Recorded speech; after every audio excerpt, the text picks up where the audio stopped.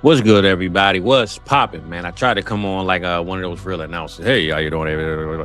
But it don't matter how we doing it, baby, because we here now. You feel me? We in the building, man. It's the cook up. You know how we get down. You know how we rocking. Playoff week 1, man. It went down and wild cards. We're gonna bring you some wildcat, different looks.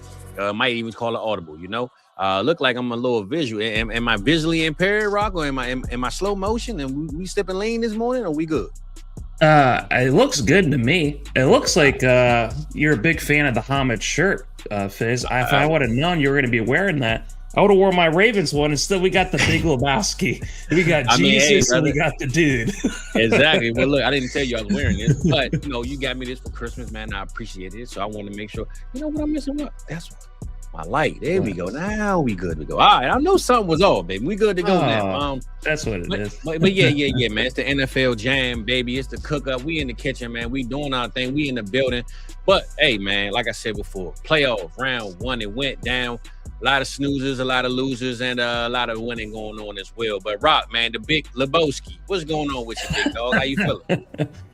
I'm not feeling too bad, Fizz. Outside right now, it doesn't look like it's 20 degrees or windy as hell or anything like that. So I might take a nice little walk afterwards. I was a little bit slow getting up, Fizz.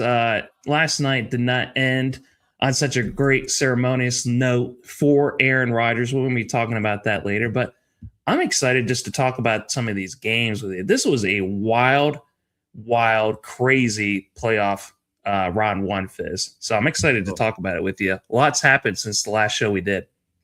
For sure. And, man, I wasn't going to brag too early, Rock. I was going to brag. I wasn't going to brag too early, but your boy did go undefeated with his picks, baby. I told you who to pick, man. Only thing I will just say, Rock, I wish I would. It's a good thing you're doing a show, Fizz. That's why, maybe you should be doing this. Well, I just say this. I wish I would have stuck to my guns and picked just winners on my parlays because I wanted to add in Rock. I had a 10-leg parlay. Do you know out of all the 10, the game that I lost for the Rams and the Panthers, Rico Dowdle, 30 yards. The man couldn't give me 30 yards, bro. How did I hit all the other legs and lose this one? Well, that's because that's what you get for picking Rico down instead of your guy Chuba Hubbard. Well, I had Chuba for 40. I had Chuba for 40, Rico for 30, bro. How does he not get 30? I thought, Rico doubtful. That's why I call him that. He doubted. I should have doubted him. That's exactly why I lost my damn money. If I would have went straight line on the games, I would have been undefeated, baby. So no cashola for your boy. But it's all good, man. And for those that don't know or didn't watch last week, me and Rock did make our predictions. We're going to make the next round and just kind of keep it going week to week. And Rock, man, I got to get you one of these faces, man, because I made us a bracket, which I'm going to bring up, man. I want to put me and you on here and get our records on there, big dog. So, right now I'm undefeated. So, right now for those that's just watching, just tuning in, this is the Vibe Channel playoff bracket. And, hey, man, round 1 is in the books. Round 2, time to get the looks, baby. So, Rob, what was your favorite moment of the weekend, though, man? Before we get started and holler at the people, brother. I think it has to be the Bears and Packers. To see the Bears come back after that first half where they were only able to put up 3 points. I think between that and also too, like seeing Puka Nacua just dominate that first half of that game. And then what Devontae Adams said, where he said, we're going to snatch their hearts on that last drive, and they end up winning it. I think that was awesome. So those are the 2 best games, was the first slate of games that we had on Saturday. Those were my 2 favorite moments. How about you? Yeah, I had a couple of favorite moments. I'll just say my favorite moment was watching good football overall. Like, we saw a lot of good games, and I'm going to say, I said this on Saturday on a tweet. The AFC don't got nothing on the NFC, bro. The NFC is popping right now. I think the AFC games, you look at the we'll go through the games, of course, but the Patriots and Chargers, man, the line was dead. Wasn't no charging going on out there in New England. The game last night, I mean, it was total domination, nation of domination. It was out there, man. WWE, if you know, you know. It was just like, all right, cool. AFC. Let's get some NFC night games, because them AFC night games will put you to sleep, bro. I didn't even finish the game, to be honest with you, last night. But the NFC, bro, the product that they're putting out, and we talked about this during the season, how the AFC it's, eventually we got to see what it's going to look like without the Chiefs, without the Ravens, without these big storylines. And I said it before, I'm going to say it again, Rock. I think the AFC is missing the villain. I really think they're missing the guy to hate so much. You know what I'm saying? Like, you can come up with a villain, but let's be real, Rock. The Patriots won last Saturday. I don't think no one cares. Like, nobody cares at all about that Patriots win at all. You know what I'm saying? So the biggest storyline in the AFC right now is literally we're waiting on Josh Allen. Can Josh Allen win it? That's the biggest storyline to me in the AFC. Outside of that, I don't really care what's going on in the AFC. The NFC, though, baby, we got the Chicago Bears, who you just brought up. We got the Rams, the storyline with Matt Stafford. We got the Sam Darnold-led Seattle Seahawks. You got Brock Purdy. I mean, There's a lot going on in the NFC, baby. So I think the scale is unbalanced, but hopefully we still get good football at the end of the day. And that was my highlight of the weekend. Just good football games was, a lot of lead changes, though. A lot of lead changes. Yeah, and I don't know who it was brought up earlier, talking about Philly losing. Oh, John Wall. With Philly losing and the Eagles being out of the playoffs now, it's like it doesn't also feel like there's a villain on the NFC side either.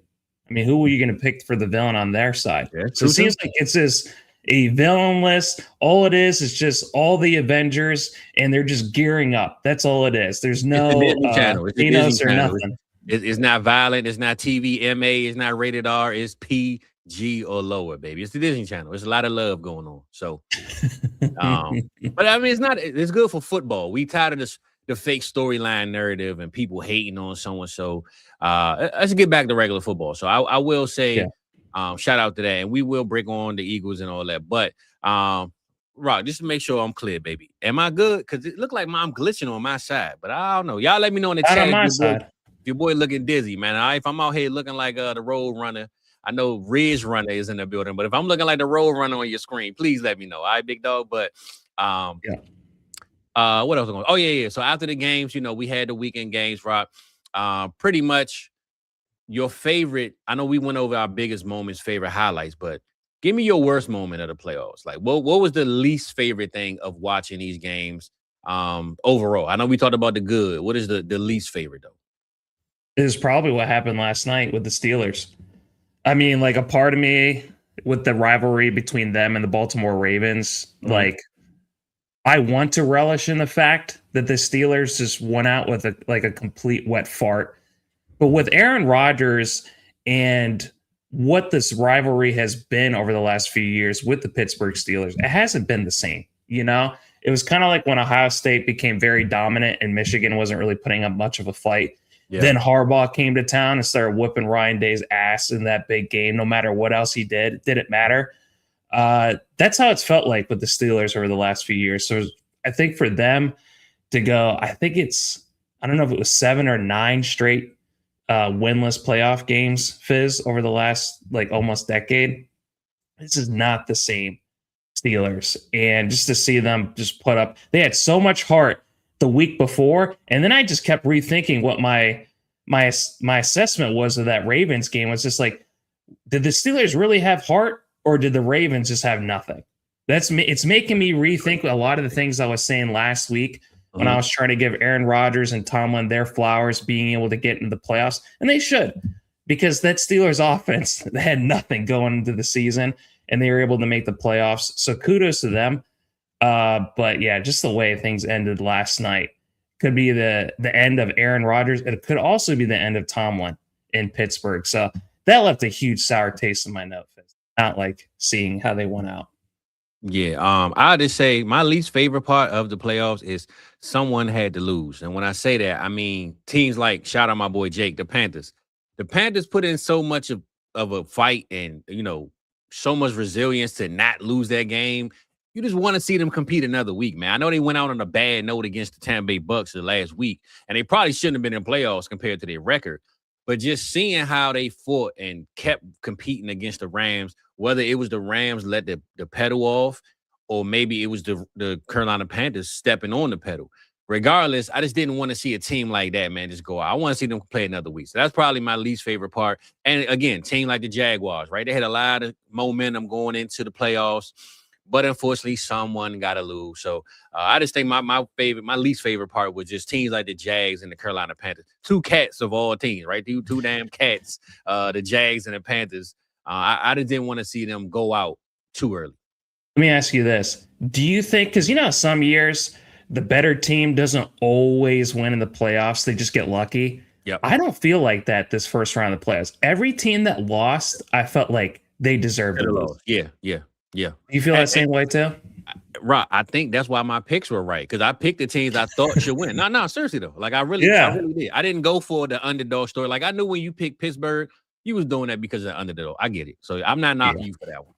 But I think I went with the team I believe was just the better team. And like you just said, week 1 was just the better team won each game. So I think you're 100% right on that analysis for the games. But I just say this is a list of games. It was 6 games. I went and screenshot it, for my graphics. I'm like, damn, only 6 games. I'm like, oh, damn, it's the playoffs, of course, right? So we got the games listed, man. We're going to get at the people like we always do. It is the cook up, man. Welcome to breakfast. If you're eating good, if you're drinking good, and if you're just fasting, enjoy that too. You feel me? Whatever you got going on, do what you got to do. Just make sure you stay tapped in. This is the vibes, baby. We gonna get it popping. We gonna get it going.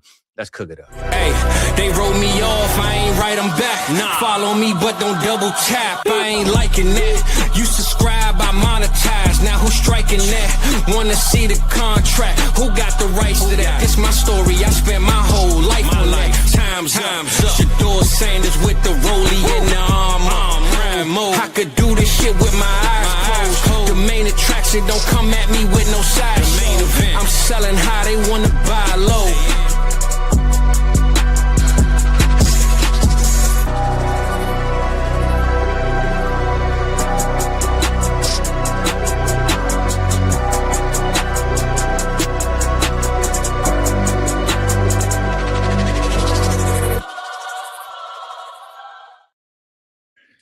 Woo, if y'all know what I just had to do, baby. You feel me? I had some time. Like we got to do it. We good to go. All right. You know what I'm saying? So we good to go. We back like we never left, because we didn't leave. We just had to get a quick promo for that good old intro, baby. But let's holler at the people, Rock. You know what I'm saying? Let's see what's good.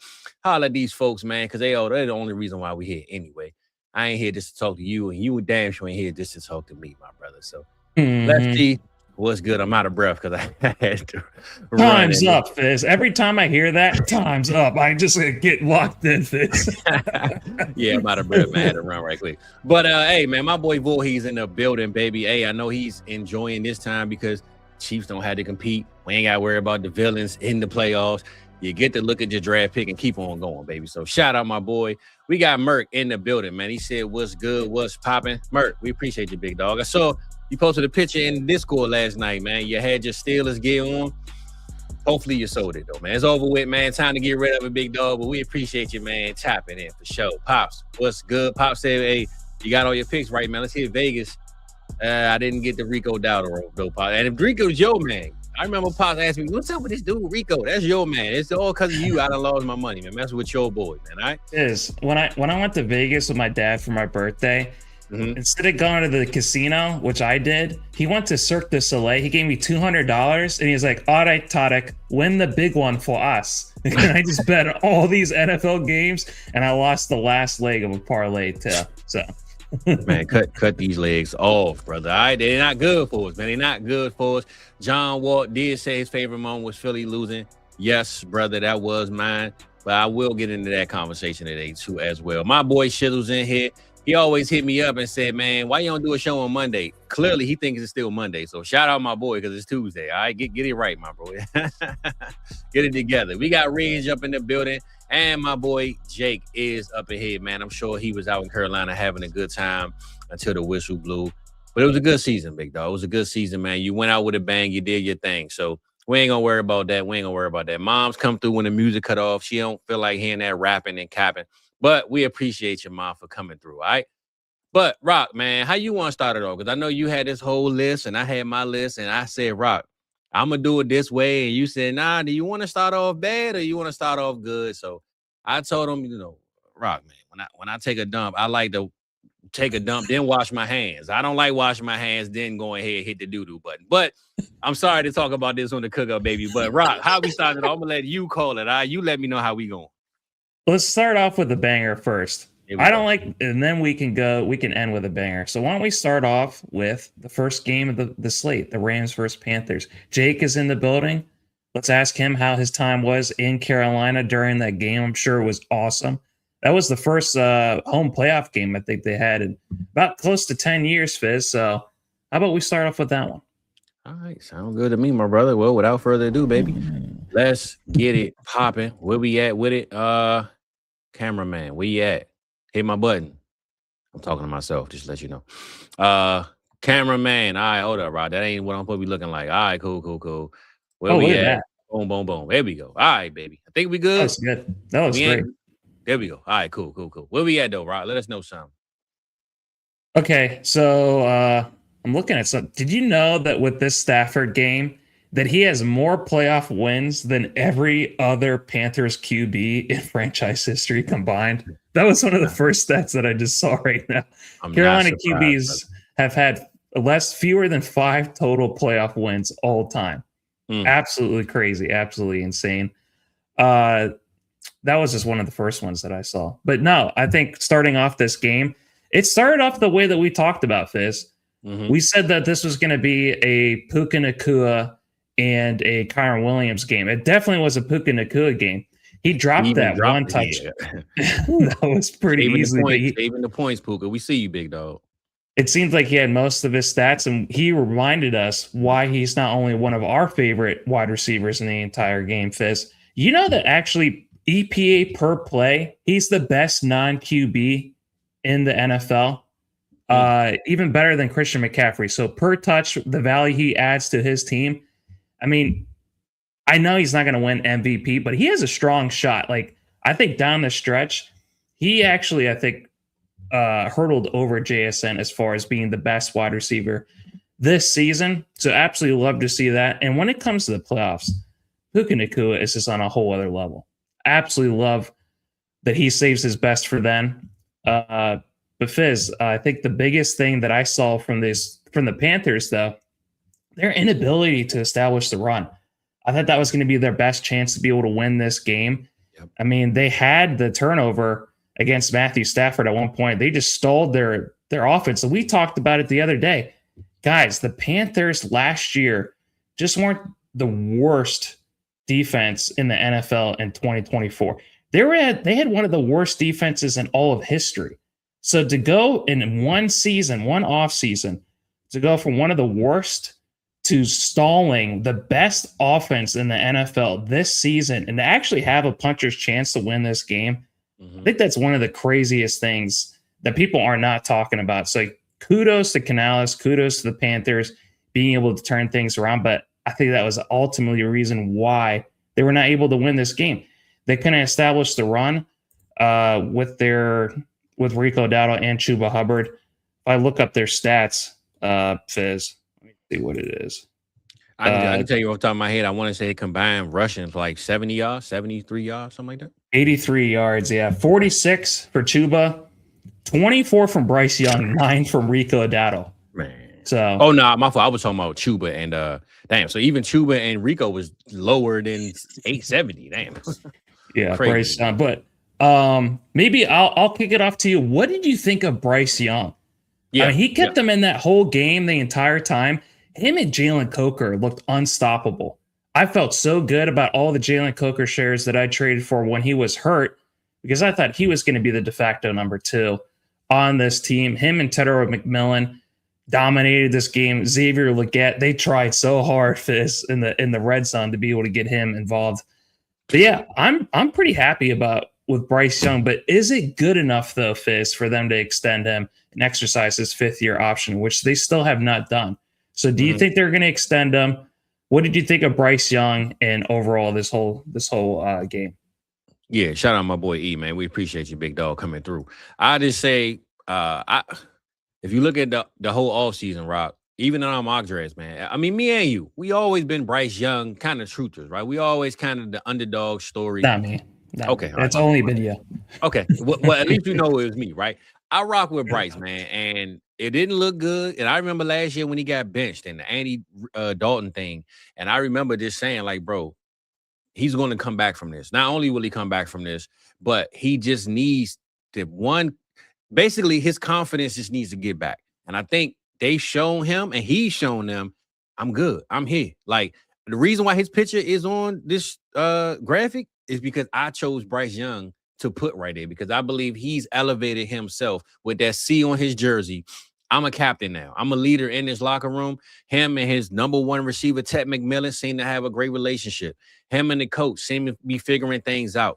And he showed us throughout each step of the season, should I say, that he's grown. He's getting to that mentality where if they don't want him, another team will go sign Bryce Young. He won't be sitting out there in free agency waiting to be picked up or called. I believe he is a starter right now in the NFL, but I want to see him in Carolina. I don't want to see him leave. I think that they're building something. They figured it out. And unfortunately, the Xavier Legette pick didn't work. You know, he riding his horse to the stadium. Man, I would have made him walk back. If I was the horse, I would have said, man, you don't even get on my back. You walk home. I'm walking beside you. All right, we're going to figure this out. But they made up for it with Coker being an undrafted free agent. That's my point, right? When you go first round and you miss, at least you got Ted. At least you got these other guys. But once you come back, because now they got their picks. Remember, when they took Bryce, they gave away all these firsts. They gave away DJ Moore. They kind of forgot that they gave up a whole franchise to get Bryce and then expect him to be, Pat Mahomes on week one. You can't give away the whole team and then expect me to figure it out on day one, man. So just see where he's at now. His confidence, the defense is back. Because we talked about that, man. The defense was one of the worst last year, if not the worst. And now, man, they came through. So I think as a team, as a collective, bro, Bryce Young is literally what they need in Carolina. And Rock, they 8-9 and went to the playoffs. They're in a division that they can win for the next 5 years if they have to. I know the Tampa Bay Bucks is up there as well, but you're not going wrong in Carolina. So I'm saying all that to say the reason why even if they don't extend them, that's a good question. The extension thing is a good conversation. If I'm them, I'm extending them, though. I want him to know I'm confident in you. I'm not just, this ain't a year to year, week to week. If you throw 3 picks, we're going to cut you or bench you. I want you to know that you're my guy. So if they extend them or they're having negotiations, let's just say Ian Rappaport breaks, hey, Bryce Young is in contract negotiations, that'll let us know that, hey, they believe in this guy, which I believe in him as well. And I think that they're growing, they putting things in perspective. And he has a relationship with his team, man. That's what you need. You don't need a new guy coming in trying to figure out guys' names and their numbers. And let's stick with what we got. We made it to the playoffs, and we put up 31 points against the LA Rams, who we beat already in the season. So it's not like they just had a surprise game, bro. They beat the Rams before. Let's give Carolina some love, man. They deserve it. They went out with a bang, and unfortunately, they had to lose this game because somebody had to lose. But I want to see Bryce Young in a Carolina Panther uniform for the next couple of years, brother. Yeah, and if Tampa Bay does move off of Bowles, and it's still a little bit, a couple years for Kellen Moore to get the Saints going, and who knows what the hell's going to go on with the Falcons. This division is still wide open. So I agree with you. I think that at the very least, they should exercise his 5th-year option. He has shown steady growth. It's unlike, I'll at least give that to Bryce Young over a guy like Tua. Where Tua, it seems like he has only just regressed. That's it. I was going to say the same thing about Trevor Lawrence. I think him and Bryce Young have both taken a small step forward. Just need to be able to continue to do it next year. So I'm excited for the Panthers. And I'm just glad that the team that we picked to go to the Super Bowl, the best looking team in the NFL, is still in the playoffs. That would have been wild if Puka Nacua and Stafford were not able to get it done. So shout out to them when it mattered the most. They figured it out. So, and that was a hell of a catch by Ferguson for that touchdown. That was insane. It was. That's when you know, all right, we Super Bowl contenders now. You know what I'm saying? When you get a play like that going, that reminds you of why. Even if you had doubts that the Rams was going to win this game, when you score like that, that's when it's like, all right, we back to doing what we supposed to do. Shout out Gov. What up, Gov? Have you seen anything with the Stafford injury? He played like most of the game with a hurt hand.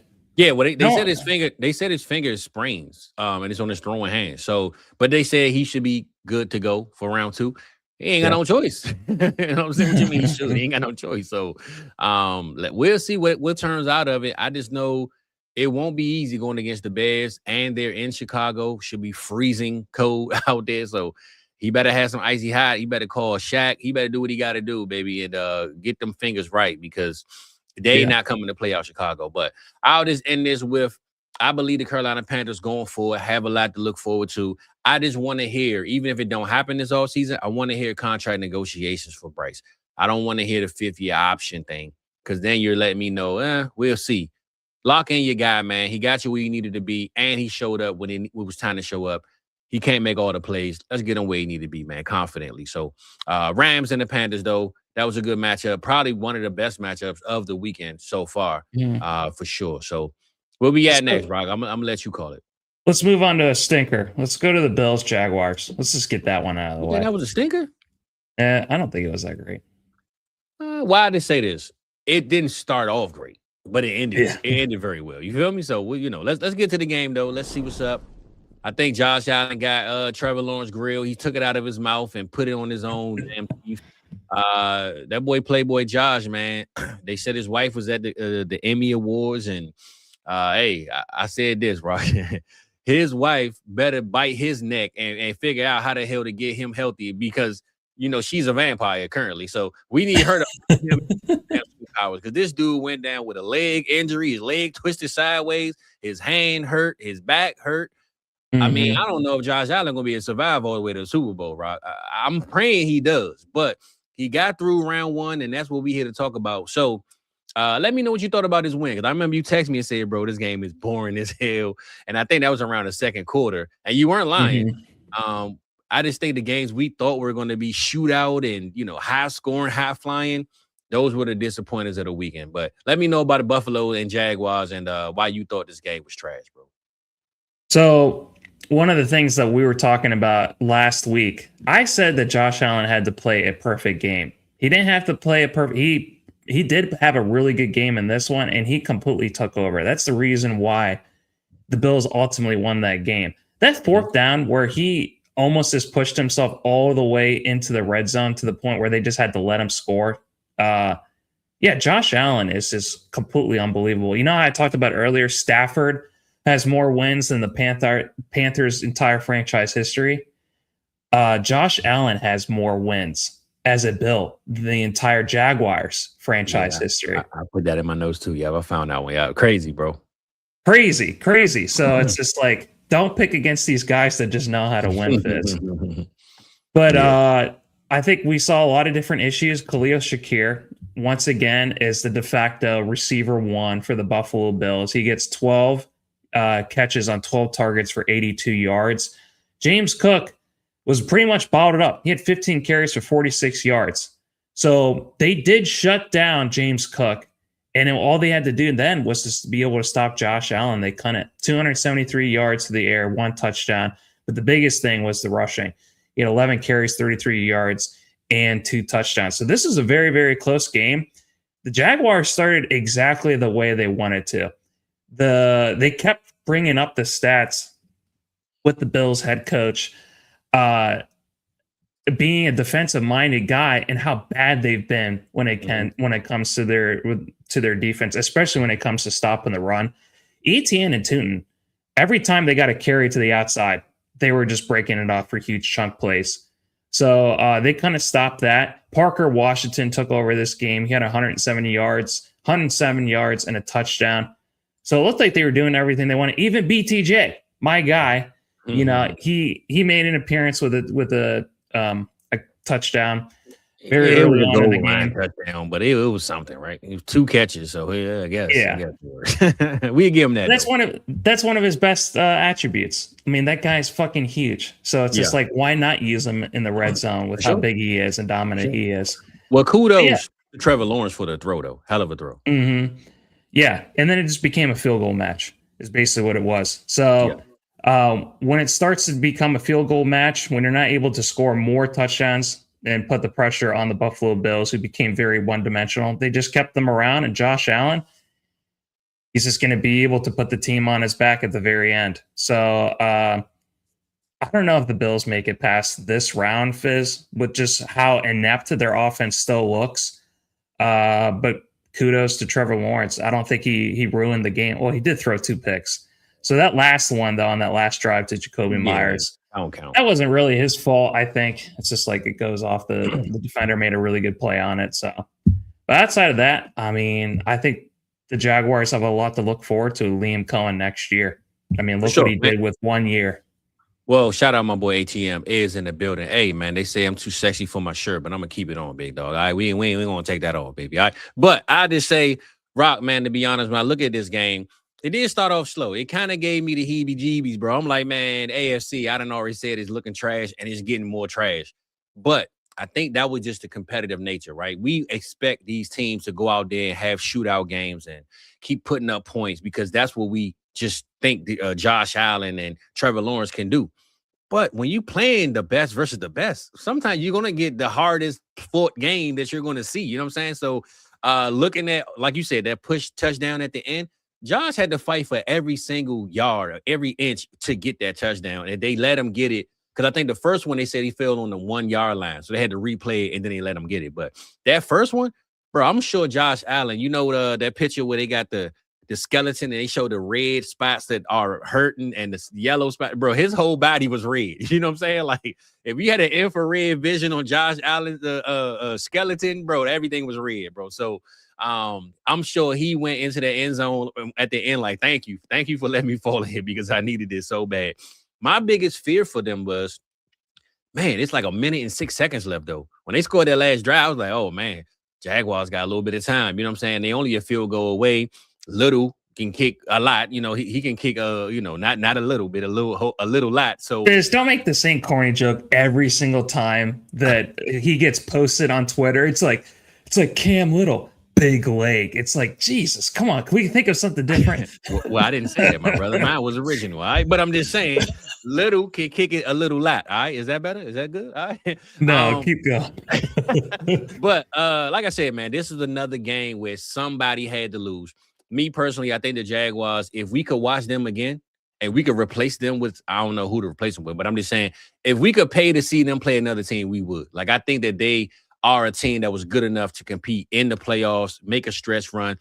They just went up against the alpha, man. And unfortunately, somebody had to lose. I will just say the biggest thing in the media after this game was the whole reporter going back and forth, or well, not going back and forth, kind of praising the coach and saying, hey, keep your head up. You know what I'm saying? Like giving that speech of, like, hey, you know, you got us here. We believe in you. I'm sure she was a Jaguars media woman. So she probably been sitting there for years like, man, I'm tired of interviewing these garbage coaches. I finally have one. I'm going to remind him why I love him being here. Yeah. And before we go on to the next game, Fizz, I think instead of playing taps, we can play that one clip of Mr. Liam Cohen. Since this is the last time that we're going to be able to hear. No, you're right. I forgot all about that, bro. But to kind of expand before we go to that, bro. Like I said, that was a big thing in the media. A lot of people saying, hey, you know, I can't believe she did this and this. That. I'm going to just say this, Rock. And I told you this probably the day before that game or the day of. I want to have when I go out, because I do have plans one day, bro, to go to these Senior Bowls. And I want to do that. I want to do the same thing this lady did, bro. I don't want to ask you about your game. I don't want to ask you about how many yards you had.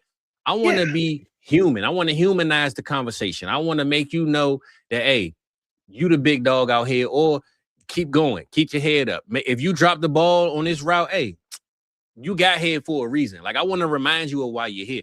That's my part of the game I want to be a part of. I don't want to be the one that's sitting in the stands or in the chairs, and when the coach say, all right, next question, hey, do you think Trevor Lawrence should have thrown an interception? Like, what am I asking you that for? You know what I'm saying? So in a moment like that, man, he needed that conversation. He needed that comment, and he needed to know that Jacksonville didn't give up on him because of this one game. And I think she reminded him of that. So I'm glad she did what she did. So the backlash she's getting, what are we even talking about? Yeah. Well, we don't identify with that type of backlash. That's not our type of show. And I 100% agree with you, Fizz. I don't need to add anything to it. I think everyone knows from the way that we run this show that we are most focused on the human element, the thing that's going to stand the test of time, legacy, all that shit. It's not the X's and O's. The X's and O's, It's fun to be able to break down from time to time these crazy ass stats. But outside of that, Fizz, it just comes down to what people have to go through in order to play this game that we love called football. That's what it comes down to. So. For sure. And my brother ain't on, and I know I like to troll him for being a Jaguars fan, the only Jaguars fan. But salute to the Jags, man. Let's give Liam our own love, all right? Duval. Shout out Big Duval, baby. Shout out Big Duval, right? All right, man. I'm going to the game. I'm picking the game. I'm gonna let you control it enough, baby. All right. Okay. I'm actually going to surprise you with this one though, because this was a stinker game. I really want to start off with this game. This is probably the snoozer of Charger the Patriots. Weekend. Snoozer of the weekend, my brother. But hey, we're gonna bring it up because I want to get this out the way. Because I want to wake up. I've been snoozing and waiting to drop this one for a long time, Rock. You know that bad song that you got? Well, you don't rap, but I'm just saying that song that every musician has that they like, look, let me just add this on there because I don't really, ain't nobody gonna care about it, but they got it. I recorded it. Let me just throw it out. You know what I'm saying? That was this game. So without further ado, Rock, this is for you, my dog. All right, let's go ahead and get this one out of the way. Your girl Cardi B, the only thing that was worth talking about in this game. She is the star of this game. I don't even know she was at the game, but that's the only person I wanted to bring up because nobody was worth talking about when this game started. The Chargers and the Patriots. I told you just now. This dude here, man. You a Cowboys fan. This dude here, man. Get this dude out of here. But Rock, I'm gonna be real with you. When I looked at this game, the little bit that I did watch, first of all, it was a night game, right? So if you somebody like me that has to work in the morning, Sunday morning, you like, bro, do I make a decision? Do I watch this or do I just lay down and relax and say F this? Because I'm not about to waste my time watching no After the 49ers-Eagles game, I was ready to go to bed, Fizz. I was hanging out with two of my friends. Took all the energy out of me. I'm with you. Like, it was so real. The atmosphere was so good. And then we get to this game, and it's like, man, what? I will just say this, though. The Chargers had Hampton didn't play. He didn't look healthy. He wasn't right. As we know, the offensive line was in shambles. Gone. Right, they were just gone. Did you see what happened to Justin Herbert? But I'm going to be honest, Rock, and I know this is easy to say from the sideline, but Justin Herbert got to understand that he is a franchise quarterback because his hand is broken. The man is running out there trying to stiff arm. He trying to shoulder. He got to learn how to slide. I know he's like 6'5" or something like that. He's a big dude. I mean, he is. But he has to protect himself because I watched him, bro. Now, granted, every time the ball was hiked, he was getting blown up, right? I get it, right? Exactly. But when he got a chance to advance, he didn't take time to protect himself. And I mean, he didn't do himself any justice to heal for a win. If they would have won this game, bro, you talk about Josh Allen having a red whatever, bro.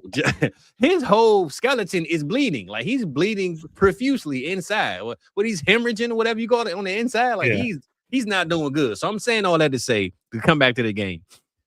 This game right here was just the Patriots got a schedule that they skated by. I think the Patriots, maybe they looked at the atmosphere and said, man, we could beat these dudes. Ain't no point in bringing out all the tricks of the trades. Because I think if they had to play the Buffalo, they couldn't win with 16 points. They would have had to go out there and really elevate.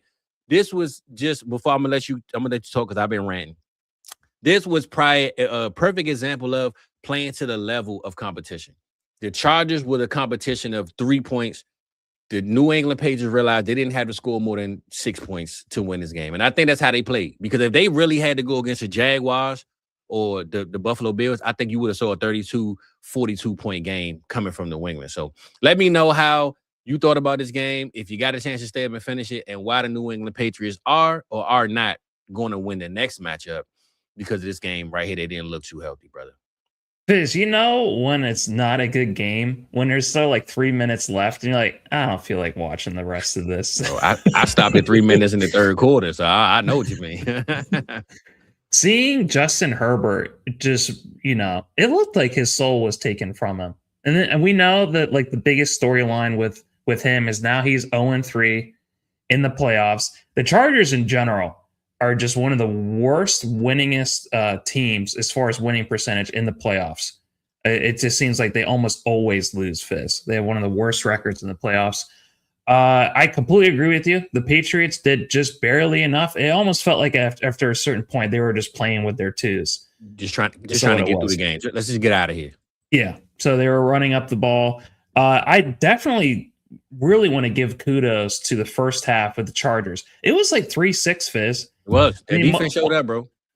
One of my friends, he made all these different bets on the game. He's like, all right, I put a $3 bet in. I could cash out for 20 right now, or if the Chargers do win, I can get $92. I'm like, it's 3-6 right now. Who knows what's going to happen?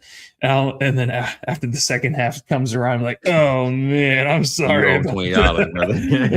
It's like, oh, man, you just lost on 3. So that's all it comes down to. So why not just stick with it? But no, it was not a close game whatsoever. But yeah, the defense, they kept them in the game. The Chargers defense, I think they came to play.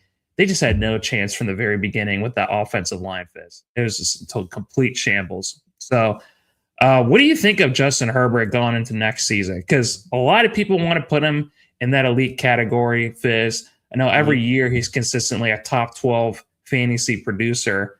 But is this on him, or is this like, dude, you had 18 different line combinations going into this game? How the hell did you guys even make the playoffs to begin with?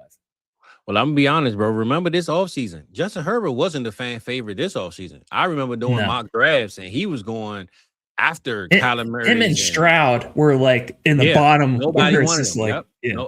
Nobody wanted Justin Herbert, Stroud. I mean, J.J. McCarthy. All these guys are going over Justin Herbert and Stroud. Mm-hmm. So I'll just say going into next season, I don't think it's going to change. I think people are going to remember this game specifically. They're not going to give him the grace of the offensive line. They're not going to give him the grace of the defense just playing so good that maybe he didn't have to show out certain games. I think people are going to remember the last thing you showed us. That's usually how we do it in this lifetime, right? We remember the last thing you gave us, and the last thing he gave us was 3 points. I think people are going to go into his offseason and say, man, and then they're going to look at this, right? He's 0-3. They're going to go all the other stats that don't matter. He's 0-3 in the playoffs. He that. They're going to knock him down because they do it to Dak every year. No matter if Dak scored 5,000 yards and 58 touchdowns, the first thing they're going to say is, well, he ain't win the playoff game, or he ain't made the playoffs, so he ain't good. They're going to forget the individual stat line versus the overall picture. So I think Justin Herbert is going to get the blunt end of that conversation of, Jordan Love as well, right? He finished with a downer in his own right. So I think the same thing we saw with Love and Herbert in the offseason of those two guys going beside each other and nobody won them, you're going to get the same conversation this year, even if the offensive line is 100% healthy. Yeah, I don't know. I think there's also some big questions for their OC and Greg Roman, too. I mean, to not be able to do anything. I mean, their best rusher was Justin Herbert with 57 yards. Kamani Valdal, he had 31 yards rushing. Their best receiver had 32 yards receiving. Well, I'm going to tell you, Rock, the number one rusher on New England was Drake May, too. I just want to let you know that. he was the number one. So this was just an ugly game is what I'm trying to say. Like, it wasn't like, they had a lot of tricks. Both teams was ugly. It was just an ugly game, bro. This is just chalk it up as everybody just showed up and the best team or the best. We talked about it earlier with the AFC side and it being kind of toothless, Fizz. It's just like there's no one really scary on the AFC side.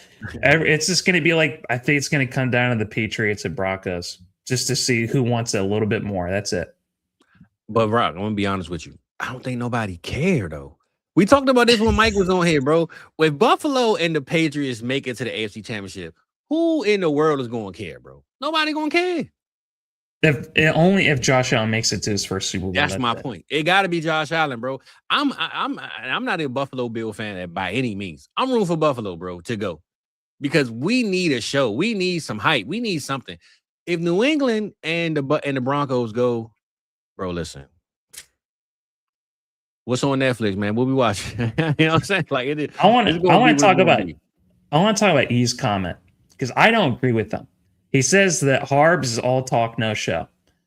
Harbs has one of the best records in the NFL, where he has taken his team consistently to the playoffs. He's taken his team multiple times to an NFC Championship when he was with the 49ers, taken his team to a Super Bowl, and with no offensive line at all, being able to take his team to the playoffs and get 11 wins under a team that, I mean, he did far more than his brother did in Baltimore this year with way less. So do you agree with that? Or do you think that maybe he is a little bit more talk and no show. Nah, I'm a Harbs guy. That's my dog, man. This is don't get me wrong, John Harbaugh. Brothers they're two different people, right? One is always the calm, one is always the storm. The storm and this brother, that's my man. Like I rock with this one right here. Jim Harbaugh is my guy. So I love what he does. I just think he has to find maybe it ain't the Justin Herbert show. Maybe it's another quarterback. Maybe it's something that he needs that he's missing. But I don't think it's him. I think it's just the team. It's not him though. I think the thing that's going to be the toughest. We'll come back to this comment next year.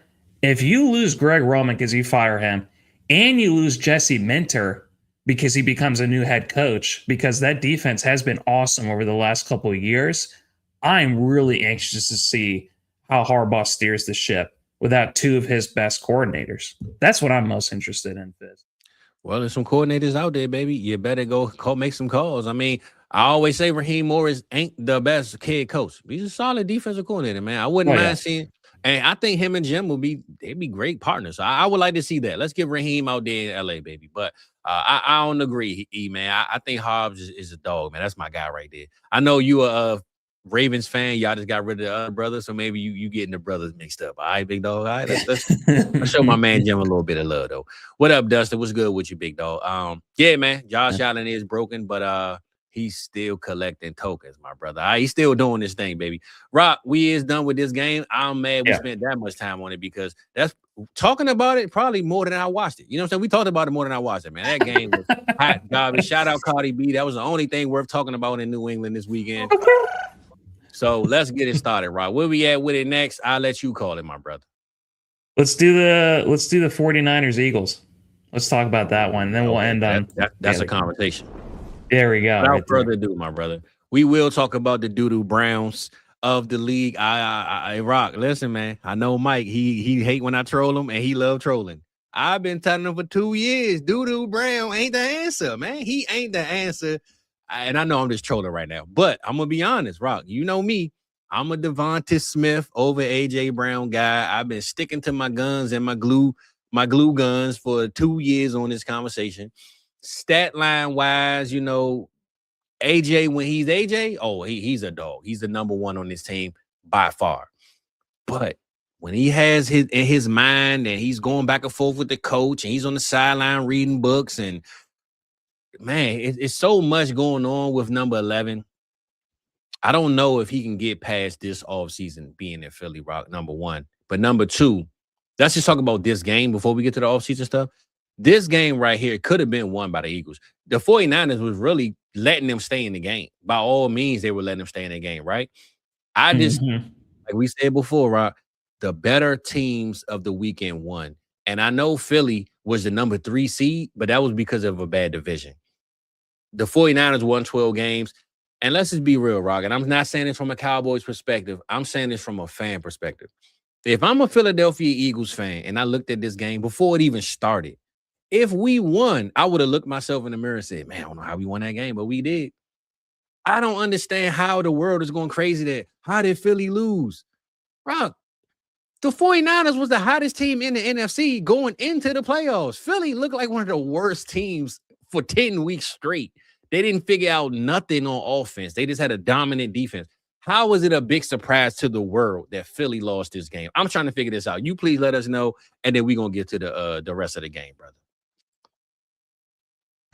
Fizz, did you see that clip of Mike from probably 30 years ago? When Yeah. Hey, my man, you sent it to me, right?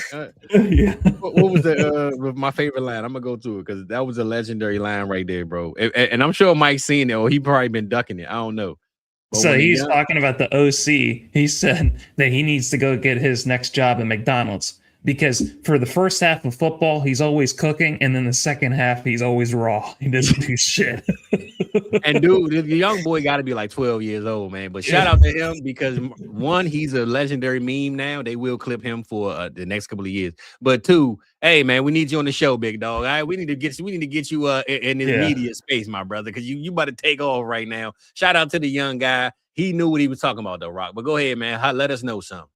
Devonta Smith also had a critical drop too. I mean, he went to him on fourth down. Yeah. So it wasn't all AJ Brown. It is kind of hilarious though. AJ Brown was talking so much shit. He still was one of the best. Ended at the season, Fizz. He ended up being still one of the top 12 wide receivers, I think, in fantasy points, despite all the shit that we were talking about him last year. So he came into this game on a little bit of a heater. At least we thought maybe he could put aside all that stuff. But being able to have those critical drops to come away with only 3 catches, 25 yards. I mean, Jalen Hurts only had 160 yards passing, Fizz. I mean, I had AJ Brown for 40 yards and lost, man. I don't even want to hear about this dude. Go ahead, keep going, man. All right, keep going. At least Saquon Barkley came to play. He had 26 carries, 106 yards rushing. Absolutely loved being able to see that. But yeah, I mean, that's the problem with the team, though. The balance of the offense is either one that does good, the run game does good, the receiving game doesn't. If the receiving game does good, the running game doesn't. They have not found the cheat code to balance this offense all year. And I don't understand for the life of me how we really, as fans or just spectators, expected Philly to win this game. Even with all the injuries that 49ers because the defense. I mean, San Francisco going into this game, they only put up 3 points against the Seahawks, Fizz. So, this is true. This is true. But, Rock, and I told you this last week during the show, Philly has beaten the 49ers in the playoffs a couple of times over the last couple of years. You're not going to beat me this time. You can't beat me all these times. The year that the Giants won that Super Bowl, the Cowboys were like 13-3. Romo and T.O. and all this. They beat the Giants twice in the regular season. In the playoffs, I had a feeling that it wasn't going to happen, bro. That third game, you're not going to beat us every time. We're going to get you once. Well, you should have known that, Fizz, because you guys haven't won a playoff game in like 30 years. So that's the reason why what it is. But with Christian Mike, go ahead. Well, no, before you go to, I do want to say this. My boy Voorhees got a great point. And of course, as a Chiefs fan, I think what he's saying is real. And I think we tend to forget this, Rock. It's hard to go back-to-back in the Super Bowl. So the fact that the Chiefs have done it is astronomical. That shout out to them. But in the NFC, it never happens anyway, right? You know what I'm saying? Other than Seattle that time when they had the Legion of Doom, don't nobody go back to back in the East. I mean, in the NFC, how do we expect Philly to do it? They didn't. They done. But go ahead, continue. I just wanted to bring this up because it is hard to go back to back, bro, to Super Bowl. So when teams do it, it just show you, man. Those are real franchises, dynasties they call them, right? This isn't the same team, at least on offense, Fizz. I mean, that defense still kept them in this game. I still think Vic Fangio is one of the best defensive coaches in the entire NFL. He is so freaking good. Him and Spagnuolo, I think they're in like a tier of their own, where it's just like everyone tries to copy off of them. But Fizz, they were still in this game despite that. George Kittle, unfortunately, he goes down with an Achilles tear, which is just heart-wrenching because I feel like he's the heart of the team. But Fizz, I got it right. I said that the reason why the San Francisco 49ers win this game is because of Christian McCaffrey. And he completely took over this game, especially in the receiving. He had 6 catches, 66 yards, and 2 touchdowns. That one touchdown at the very end was absolutely insane. From Juwan Jennings, that was so crazy. And people hate Juwan Jennings. You know how much of an asshole he's been throughout most of this season? To see him at the post-game press conference, it was hilarious. So, but Rod, this just shows you, man, why coaches like Kyle Shanahan is just different. When all else fails, right? When everything is broken around you, he still finds room to pull up a play. The Jennings go to McCaffrey, and he's gonna find a way, bro, to get his plays off and do his thing and win the games, even in the worst moments. So, and I'm not sure if you saw this though, Rob. You hear about this power plant thing that they've talking about? They've been running with this narrative that it's a power plant right beside the 49ers practice facility. What, do they have radiation or some shit? So listen right now. So Jennings in the locker room has said, they said, man, what do you think is going on with y'all in the ACLs? He said, the power plant. He was like, no, I'm just playing. But it's actually a story out there about this power plant that's right beside the 49ers stadium that's sending like waves to the practice facility, and it's messing up the players throughout the season, right? Do you know, and I lost my stats, so I could be wrong. I can't remember. Oh, my God. I can't wait to hear this shit. The 49ers, I think in the last, I want to say 7 years, I could be 10, 7 to 10. They have like 28 ACL tears, the most in NFL history, bro. And they're saying a lot of people are running with this theory that ACL tears in San Fran is because of this power plant right beside the stadium. It's not just the power plant. I like how Dustin's bringing up the electromagnetic forces from the earthquakes. That's what they're saying, bro. That's what they're saying. They're really bringing it up, man. They really bringing it all up, bro. God. So I'm just saying they digging deep into the power waves with this stat line. But I mean, hey, you got over almost 30 ACL tears in a decade, bro, in one team. That's kind of tough, man. I know the air quality is pretty piss poor in California, but here's the thing. How come the Chargers and the 49ers, they're getting the brunt of all these injuries, but the Rams, who are also playing in California, they're turning into super mutants, Fizz? What's going on with that? They in the dome, big dog. That's why you got to get a roof on the damn stadium, man. That's the problem. You get a roof, man, you might be all right. Oh, my God. So, yeah. Lots of injuries, lots of crazy things. That defense has been torn apart with injuries. Yeah. That's why I want Robert Saleh as the next head coach for the Baltimore Ravens, because despite all the things they went through, they were able to hold these Eagles to less than 20 points, Fizz. So shout out to them. Christian McCaffrey. If you can't stop him, Fizz, I think him and Puka are in a completely different category of their own, where if you can't stop them, you have no chance of winning whatsoever. You don't. So Rock, I'm gonna ask you this because I brought it up before. I know you say you don't do the history. Where we at with CMC, bro? Because I say you top 5 running back, number 5 to be exact, I believe. Where you at with him, bro? Because the man, when he's playing, you can't stop him, bro. And the people are going to say he don't have a ring and this and that. I get it. But Christian McCaffrey, man, is one of the best players at almost 30 years old. At almost 30 years old, that any player has been in the entire league right now. So how is he not? Like, he been doing this his whole career, minus the injuries. Yes. Where we at with him, right? I know you don't do the list, but it's... I feel like I've kept him in the top 5 all the time. Okay. I think he is top 5 all the time, because there's no one that's been as great as a receiving RB and rushing RB as him. I mean, you brought up the stat last week. We've talked about it before. He's the only RB in history to back-to-back. Twice... Not back-to-back. Oh, no, I keep saying back-to-back. My bad. To have 1,000 rushing yards, 1,000 receiving yards. Yeah. He's the only RB to do it, and he's done it twice, Fizz.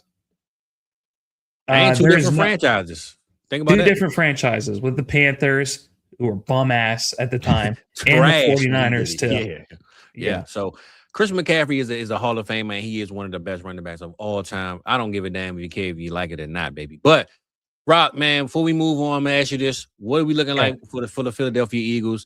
What is the offseason? What is A.J. Brown's narrative? Is he getting traded? Is he joining DK Metcalf in Pittsburgh? Is he going to New England? We'll run through all the losing teams, their New Year's resolutions. Okay. All right, cool. We do that. Get to the next one then, big dog. I keep one clip on Cardi B because, you know, that's your girl, man. But we ain't going to talk about her. We're going to bring up another game that was kind of lopsided, one-sided, and we're going to see what we think about it, brother. Let's talk about DeMeco Ryans and his Houston Texans against your boys, Pittsburgh Steelers. Nah, not your boys. Why'd you say that? But I'm going to say this, though. I read this stat this morning, Rock, and I know you know about this.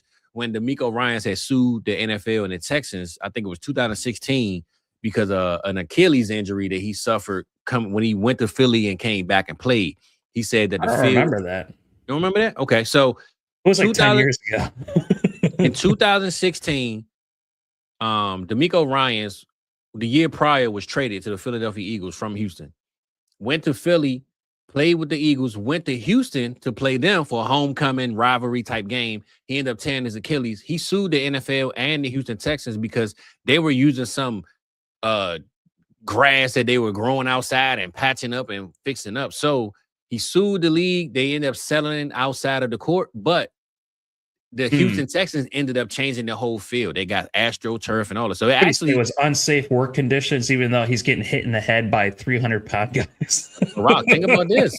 He had the balls to do it, and he's coaching the team he sued. So just think about that, right? Like, that just show you that the Houston Texans didn't take nothing to heart, and they say, you know what, you was right. We've been cutting grass out of the barber's chair and then sweeping it up and putting it in. You know what I'm saying? Like, come on, man. So I brought that not hair. That's not grass, Fizz. I brought that stat up though, bro, because and I keep losing my damn stuff. I brought the stat up because DeMeco Ryans, after today or after yesterday, is the Texans' number one winningest head coach in the playoffs, and he's only been there like 4 seasons. So that's even crazy to think about. But yeah, man, he's running it up, man, with a team that he literally got drafted by, was kind of like the best player on the team, and sued them, came back, and now he's the most winningest, favorite coach in there. He's doing his thing, man. So what you think about DeMeco right now? I see Dunstan brought up a good point, and I mean, I think we all love DeMeco, to be honest. But what's your thoughts on DeMeco, the Houston Texans? I know they dominated the Steelers, but what we feeling about the Texans right now, man? I'm just glad because what was the storyline, especially during the J.J. Watt era, is that they couldn't win a playoff game. Fist. I mean, sure. Did they get beat by the Raiders or did they beat the Raiders? Remember Derek Carr going to Houston? This is like one of the first playoff games, I think, for Deshaun Watson. This is during his era. I want to say, well, no, you remember the Deshaun Watson game when they played the Chiefs? They was up like 28-3 and then lost in the second half or something. You remember that game?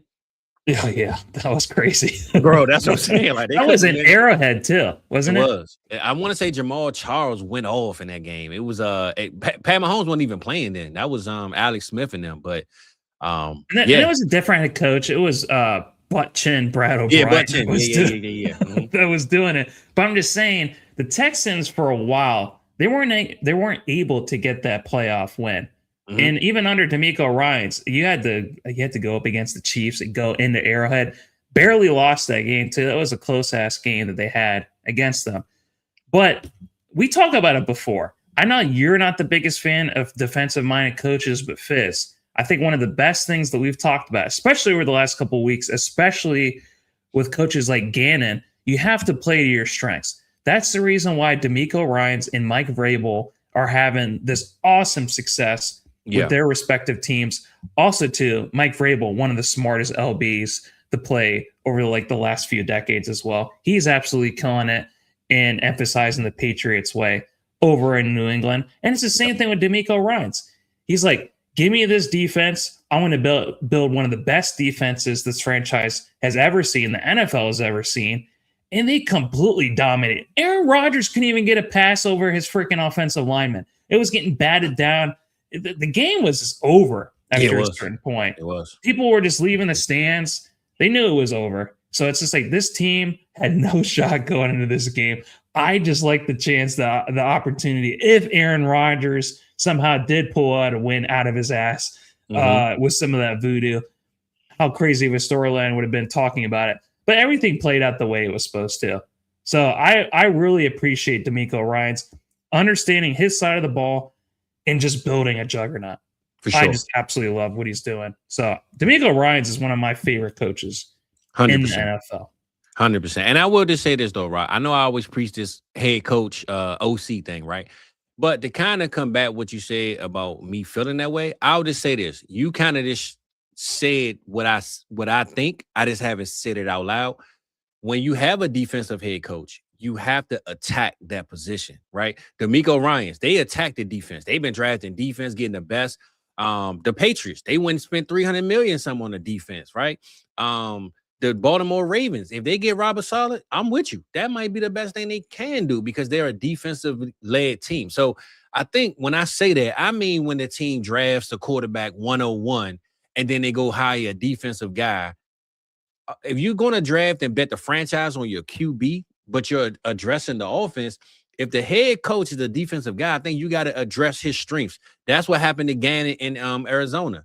They didn't attack the defense, and he's there to be a defensive coordinator. So I think that's the language that I say the offensive guys matter as head coach because they don't attack the defense or they don't attack the specialists of the head coch. You know what I'm saying? In the offseason and in the draft. So DeMeco Ryans, though, to say all that, DeMeco Ryans is exactly what they need in Houston, regardless if he coaches special teams. Like this dude is just the right answer for this team, the culture, what they want to build.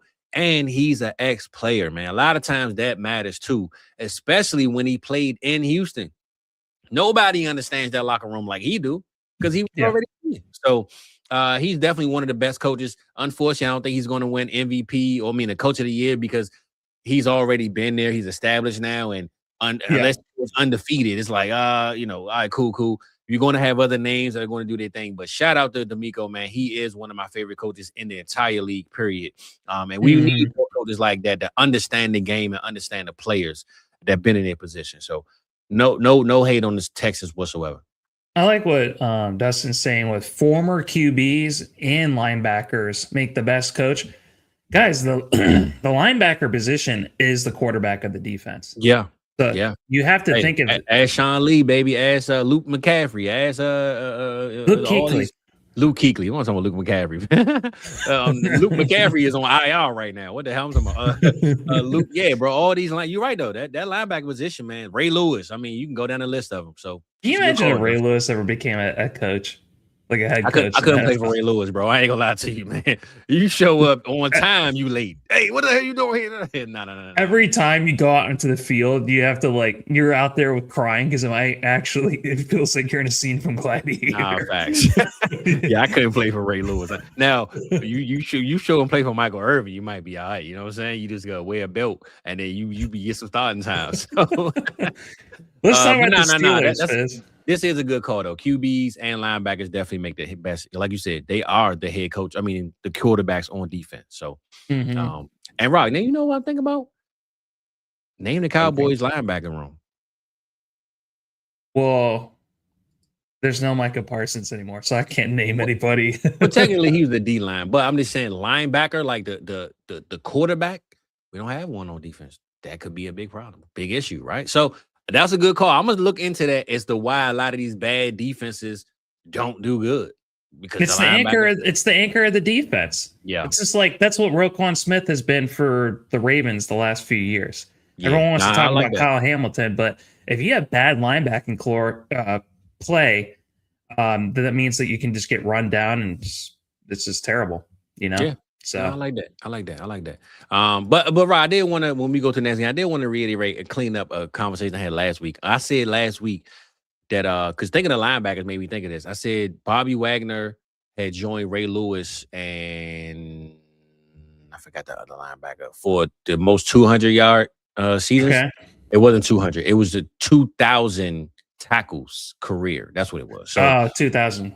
Okay. 2,000 tackles. So it was Brian Fletcher, Bobby Wagner, Ray Lewis. They are the three to hit the 2,000. So I want to reiterate that because I thought about it once you said linebacker that it wasn't 200 games. It was the 200 tackles. It was 2,000 tackles. So we can't move on in the next game though because we have two very important things. We didn't even talk about the Steelers.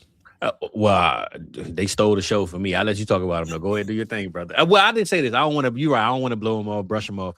I'll just say.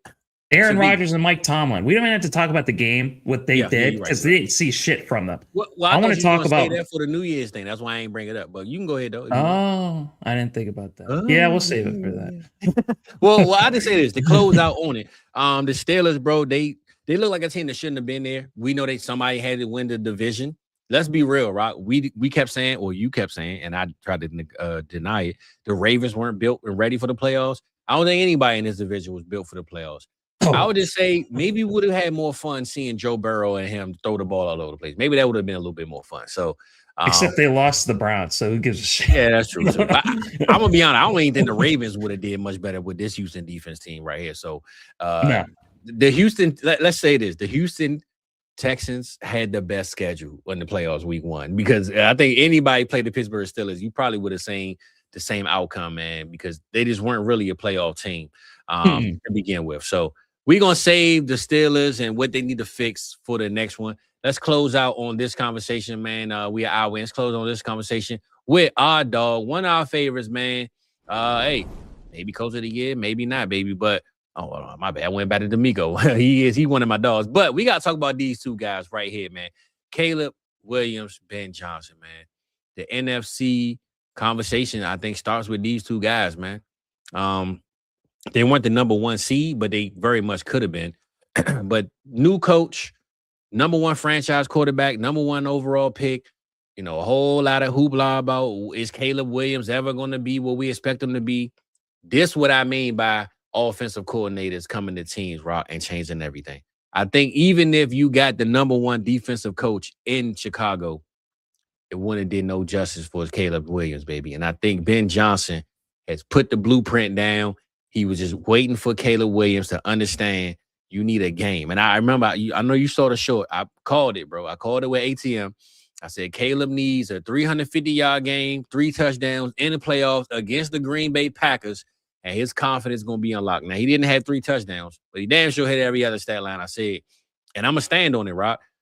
I believe Caleb Williams is the key is unlocked, baby. I think the possibilities are through the roof at this point. You let me know why we were right on Caleb being a top 5-ish quarterback, man, in 2025, and it looked like he's just hitting that spot.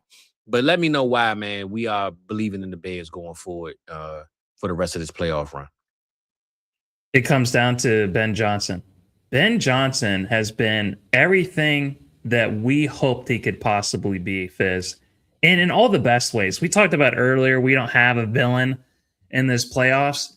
As much as I love Ben Johnson, I also love his arrogance too. If there is going to be a villain, it has to, I think, be Ben Johnson. People hate Caleb Williams, unless you're a Bears fan. The Bears got to experience one of the best games that they've seen from the Chicago Bears, probably in their entire lifetime. That's the other thing that's probably gone a little bit under the radar. I texted a whole bunch of Bears fans that I know. They're like, this is the best game in my entire life. And the fact that it was against the Packers. What's the first thing that Ben Johnson said in the locker room that everyone was giving him shit for? He said, fuck the Packers. Yeah. So absolutely love that. And he was like, this is a rivalry. It's just like. And Rob, and not to cut you off, he reiterated it at the podium. He said, I can't stand them guys. And then he said to GM, we on the same page with it. So he let everybody know, F the Packers, bro. I ain't rocking with them. Like, he put it out there. So he's standing on it. And that has been gone from football, Fizz. There hasn't been that type of energy since the early days of Harbaugh versus Tomlin. I mean, the fact that, like, I don't know if you saw this with the Steelers game, they were talking about and reminiscing about their kids, Fizz, Harbaugh and Tomlin, before their playoff matchup. It's just like you go in there and it's just like, oh my God, you're talking about, our kids, they used to. Yeah, they used to be going to Halloween and dressing up, and do you remember this and remember that? And it's just like, aren't you about to play like the most critical game of your freaking lives right now? Yeah. And it's just like, that's what like an enemy, like 2 enemy soldiers who shoot each other and they're dying and they're looking at each other. It's like, was it worth it? And it's just, it's what it felt like right now at the end of a movie. It did not feel like Ben Johnson and Matt LaFleur going at each other. Yeah, exactly. They fucking hate each other. That's what I want to get back into football. I want that. And that's been missing from the NFL for years and years and years. So I'm glad that I saw that. I want to see Liam Cohen also kind of remember when he did that with Robert Saleh. Oh, yeah. My name out your mouth. Rob, but I like that. I actually like that. I'm going to clip that, bro, because this is why I like that conversation. This is why I say this all the time. The old heads in the game are outplayed, bro. And think about when Mike Tomlin went out and said about John Harbaugh. I don't know if you saw his kind of, not a press conference, but it was like a conversation about it. And he basically said, hey, that's what's wrong with the game now. You got the media put pressure on GMs and head coaches and owners, and people don't know how to let things take time. And a lot of people in the comments was like, Joe, John Harbaugh have been coaching for 18 years. What do you mean wait things to make time? Like, it's been enough time. You know what I'm saying? So I think Mike Tomlin was saying that, though, because he knew. My kids are in college now since he started. He knew, though, he's in the same boat as John Harbaugh. He could be fired after this season going into it. I think he was really saying that because of the position he was in. But his mentality isn't what Ben Johnson's is. His mentality is, and now Mike Tomlin got a little bit of fire to him. I'm not saying he ain't got some paprika up in his size 14s. You feel me? I'm just saying Mike Tomlin, though, isn't burning hot when he's going to these games like he used to. Ben Johnson, this is exactly what the league needs, right? He need to go into a facility and say, nobody better than us. This right here, right? I mean, man, I love me some Ben Johnson. Can we get coach jerseys? I keep saying this. NFL, get us some coach jerseys. F these players, man. I need to McVay, number whatever. I need Ben Johnson number something, bro. Because Mhm. again, Rock, I said it all offseason. I'm gonna keep on saying I said it because I damn sure said it. Ben Johnson will unlock Caleb Williams and give him the confidence that he needs to take over this league. And Ben Johnson having the confidence that he's shown. Remember this offseason, Rock, when you said, man, this dude, Ben Johnson, I remember you said this. Ben Johnson better be right. He better be good because he walking around here like he the hot stuff and he ain't proved nothing to nobody. What you think about him now, Rock? You feel me? He's proved everything and more, Fizz. Absolutely love it. Absolutely love it. And he needed, bro. I tell you this all the time in our private conversations, Rock. If I say I'm going to do it, I'm going to do it. Ben Johnson told us he was going to do it, and he did it. He showed up and did it, brother. I just love the confidence that he inspired in this team, the way he built up Caleb Williams. Caleb Williams has the best season any Bears QB pretty much has ever had, Fizz. You got to get 4,000 yards, though. We got to get 4,000. Nobody's hit 4,000 in Chicago. That's crazy, a crazy stat line. I don't know, no quarterback has hit 4,000. Let's get 4,000 next year. But go ahead. I ain't mean to cut you off, but that still burns my gears that ain't happening. Bears fans aren't giving a shit about that right now. I know. It just burning me up there like 4,000, bro. Damn. All right, let's get that. But go ahead. My bad. And I loved what Caleb Williams said at the end of the game. Oh my God. It gave me goosebumps. He was talking about like what you do in the regular season is just like it's for stats, but what you do in the playoffs, that's for legacy. There we go. And I thought that was awesome. I don't remember the exact quote. I fucked up the first part of it. But the second part is what he said. If you win the playoffs, that's what determines legacy. That's what people remember, bro. That's what people remember. So no one can take that away from these Bears. Man, it feels good. So I absolutely love being able to see that. For our guy, Caleb Williams, Colson Loveland had a breakout game, 8 catches for 137 yards, Fizz. We talked about DJ Moore, how difficult he's going to make this decision in the offseason or whether he comes back or not, because he's been pivotal for this team. He had 64 yards and the game-winning touchdown, Fizz. Absolutely love being able to see that. It was a complete team effort. The second half just felt like they were completely inevitable. Even when they threw that pick, when they could have kicked that field goal on 4th and freaking 1, that awful, ugly pick. I mean, it didn't matter. It did not matter. The Packers, Jordan Love had a good game. He had 4 freaking touchdowns, Fizz, 323 yards, no picks. Josh Jacobs had 19 carries. They tried to establish the run with him. Romeo Doubs. Matthew Golden had the best game of his career. Finally gets a touchdown with 84 yards. Jaden Reed had a touchdown. Christian Watson had a touchdown. But when it mattered the most, with this close game, they weren't able to put it through, Fizz. So, Rock, you know what's so crazy? All the stat lines you read me were great, but it all happened in the first half. They did nothing in the second half, bro. First half, that golden touchdown, everyone thought it was over then, Fizz. Oh, bro, I thought it was over. I literally said, all right, let's get it. The Packers are, Chicago, they got momentum. When Golden scored, I said, man, this dude ain't scored a touchdown all year. He gonna score now. That means it's over with. He bounced off like 5 people, hurdled 2 other people. He did. And I just thought about it because we did the rookie show, and I said how bad Golden was, and I didn't want to know. I was like, this dude, he must have said, all right, I'm gonna show y'all. So, I thought it was over with though, bro. I'm not gonna act like I didn't. But to see the Chicago Bears pull it through, man, and do what they did. They've been waiting for this for a long, long, long time. You go out there, you go get a Rome Odunze, Luther Burton, who I believe coming out was a receiver 1. He had some, back and forth with issues behind the scenes, but on the field, he was still one of them guys. You got DeAndre Swift, who people said, he might not be that good this year. Kyle Monangai. You fix the offensive line this summer with some key signings. You go get keep DJ Moore, because a lot of us threw DJ Moore in the trash. I remember all season, man, nobody went no DJ Moore. He's washed, this, that, and the third. It's like Toy Story playing with Woody when he throws him into the trash. It's like, I don't want to play with you no more. DJ Moore is Chicago Bears Terry McLaurin right now, Rock. I'm going to say it out loud. He came through when they needed it. The old head, the veteran said, the young guy ain't going to show me up this year. I'm going to show y'all while I'm still here. And shout out DJ Moore. But we also going to shout out Colston Loveland, baby, because remember, Rock, now, again, I just said this. Offensive coaches need to get what they want. They get their guy. when they took Coach 11 and pick 10, everybody scratched their head and said, man, what the hell they doing getting a tight end out of all the positions that they need? They got a tight end at pick 10, and then it wasn't Tyler Warren. Man, what the hell are they doing? I remember on draft night when they did this.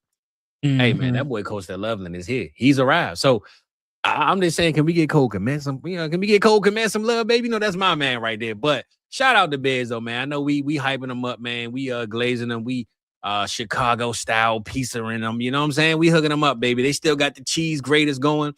Shout out Chicago Rock, man. That's all I got to say on it, man. And this is like the first playoff win the Bears have had against the Packers, like since like World War II. Fizz, I don't know if you saw that. I believe absolutely crazy. There was. I mean, how many times have the Bears made the playoffs though? They ain't really been there, so it ain't like The last win, in the playoffs the Bears had was 2010 against the Seahawks. And who was the quarterback? Did it say? It wasn't Cutler, was it? Might have been Orton. I don't remember. I think it was Orton. I don't think they did anything after they went to the Super Bowl, Fizz. Yeah. Do you know how many wins the Packers have had since they lost Micah Parsons? The last 5 games? None. Yeah, I know. And you know how many sacks they've had since Micah Parsons been out? 0.5, half a sack. Oh, shit. Since Mike has been out, they haven't won any games and they didn't have a sack. So let's just break that down before we move on, Rob. Knowing that they gave away 2 first-round picks, gave Micah Parsons almost $200 million, and they can't win the game without him, that just show you that they really needed Micah Parsons, and they made that trade knowing that, right? They didn't just get the player because he was available. Clearly, Micah Parsons is a big piece of this team, and not having him for this rest of the season really hurt. It's not like it's like not having Myles Garrett. It's just like he's one of the best players in the entire NFL, and you and me talked about it. The Bears ain't winning this game Micah Parsons is playing. Not that game, no. They're not coming back like that, no. But I'm going to be real, though. And you're right, though, about the Myles Garrett comparison. The difference is Myles Garrett was already on the team. I'm saying the Packers made it to the playoffs a couple years prior, back and forth, without Micah Parsons. So I thought Micah Parsons was just the cherry on top to get them through that push of But clearly he is the franchise player at this point, right? Like if you can't win a game without him and you got a half a sack, did you trade for a cherry or did you trade for the whole damn course meal, full course meal? It is. Micah Parsons might be the best player on his team after what we just saw. With how amazing Jordan Love is as far as his efficiency goes, I mean, the only other QB that was more efficient than him this year, EPA-wise, was Drake May, Fizz. And no one wants to talk about Jordan Love. They just think that he's a game manager. All he does is just throw 3 or 4 touchdowns every game. Yes. I'm tired of all the hate that that people give him. He is not the reason why they lost this game. But Fizz, Micah Parsons is the QB of the defense. It's just like you can't. It's like if Jordan Love wasn't playing for the offense, what would you expect? And it's the same thing for the defensive side. If Micah Parsons is not playing, what would you expect to happen? So I mean, I'm just saying you just traded for him. I would have thought they at least had kept the lead. You know what I'm saying? Like if they would have lost because the Bears were competitive, cool. But the fact that you can't win a game without him, that's tough. Biz, how many times have we talked about it? And it's been so true this year. One of the best videos I watched was breaking down all these comeback losses that they had. You know how many comeback? We talked about it earlier. I think, do you have the graphic for it? Do you have the graphic for all the lead changes that happened just this past weekend, Fizz? It's in my phone, but I can bring it up. Just go ahead, keep talking. I'm going to pop it up.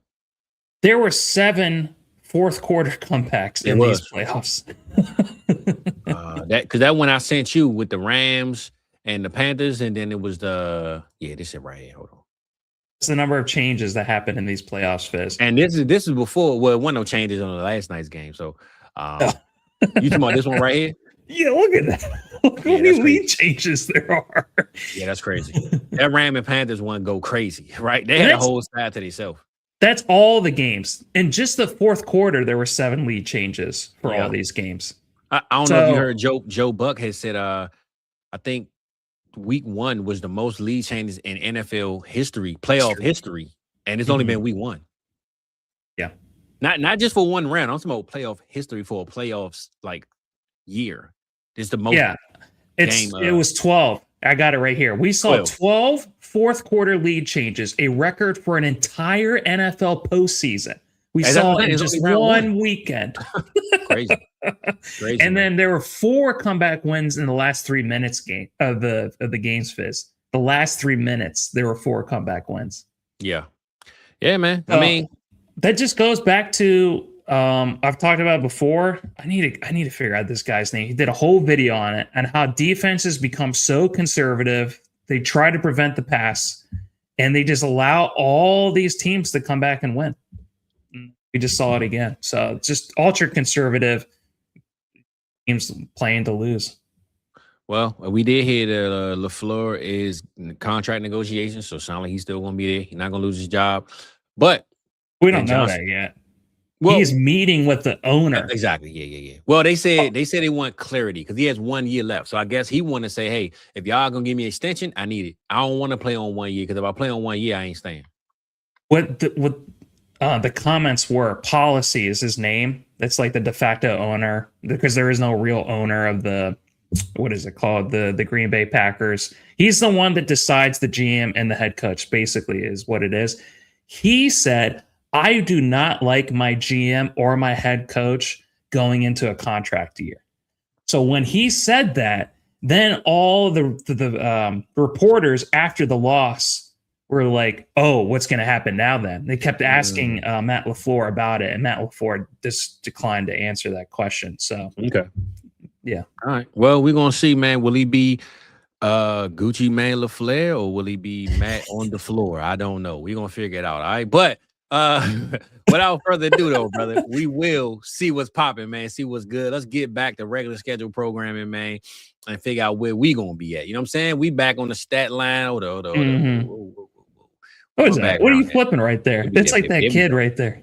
There we go. All right, we back. We good, baby. All right, so we got through the games, Rock. I know you say you want to go through the New Year's resolutions for the playoff teams because we did for the non-playoff teams last week.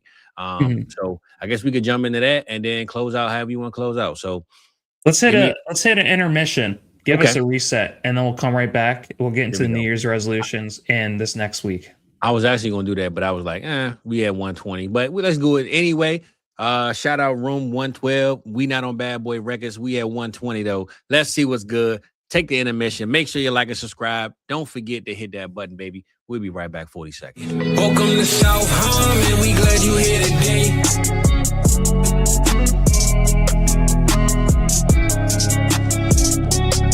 Like and subscribe. That's what we really appreciate.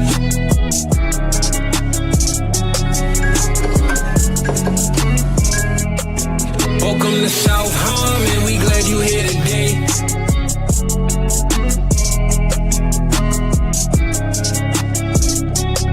Like and subscribe, that's what we really appreciate.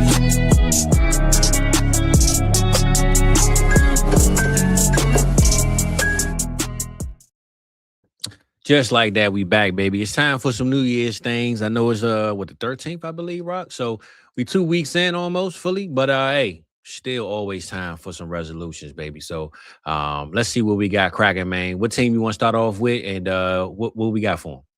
Panthers. Okay. So what's the one thing that they need to change going into next year, Fizz? Bryce Young contract. Lock him in, man. Let's get it locked in. And we just build from there. I don't think they need to change nothing. I just think they got to get their the confidence of their quarterback needs to continue. Lock him in, and then you just build on it. So I don't think they need to change much. Just build on what you already have because they got a solid foundation. I'm interested to see if they actually bring back Rico Dowdle. I think that this team. So I'm gonna ask you. I don't mean to cut you off and mess up your resolution. So is Jonathan Brooks done? I'm just asking. I don't think so. I think Jonathan Brooks, if they don't bring back Rico Dowdle, I think it's because they believe in Jonathan Brooks. I mean, they spent a high draft pick on him. Very high. So, but the fact that he hasn't been healthy at all during his entire NFL career, he's played like one game, Fizz, and then he tore his ACL. So yeah, I'm hoping. A part of me does want to see Rico Dowdle on another team. We both love Chuba Hubbard. Rico Dowdle had a great year this year. I mean, he had as many 200-yard games, I'm pretty sure, as Jonathan Taylor did. So came out of nowhere, took Chuba Hubbard's job. So I want to see him just become a mercenary for other teams, Fizz, just go into their backfields and just take over. But I completely agree with you. It has to do with them being able to support and build off of what Bryce Young has done. So if he can take an even bigger step forward, he had so many fourth quarter comebacks, Fizz, and he's just like, he's not trying to pick up like what happened with Jimmy Horn Jr., where he's like, he's just trying to pick up 5 yards or something like that. He's always throwing the ball like it's 4th and 2. He's throwing a 30-yard touchdown to Tedero. I mean, when you got Coker and Tet, man, going downfield, hey, big target, fast target. You know what I'm saying? So he got the guy. So get your confidence up with your QB, man. That's all they need, though. All right, hook my man Jacob. Get him some sales, baby. Hook him up. Exactly. All right. How about Packers? We were just talking about that. What's their New Year's resolution? That's a good one. They've been skating. Like I saw that they I think the seventh seed Kings, they just skate their way into the playoffs.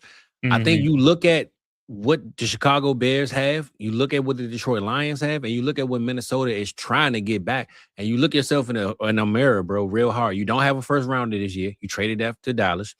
So first round, not that first round picks have to be everything, but you kind of take this year and say, everything we've been doing, we just been skating by.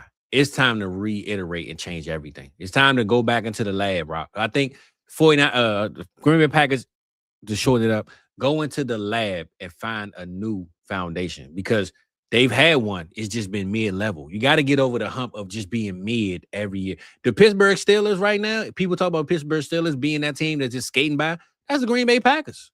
Green Bay Packers have just been that team to just get enough wins to make it to the 7th seed, and then they lose. I think the Green Bay Packers, man, got to refresh, restart their hard drive, and come up with a new plan.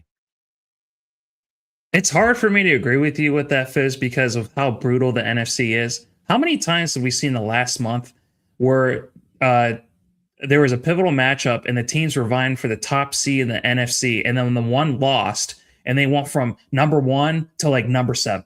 So it's just like the NFC was brutal. I mean, you had the Rams as the 5 seed, Fizz. They were arguably the best team. You also got the 49ers as the 6 seed. So it is brutal on the NFC. The thing that I want to see is make sure that Matt LaFleur does not fall behind Ben Johnson too damn much. Because in one offseason, everything changed to the Lions, Fizz. They missed the playoffs. The same thing with the Vikings. It's just like you go from looking that good and dominant the year before to looking like one of the worst teams in just one offseason. Luckily, the Packers didn't have that happen. But man, if Ben Johnson is going to keep playing at this level, it's just like, you better stay up.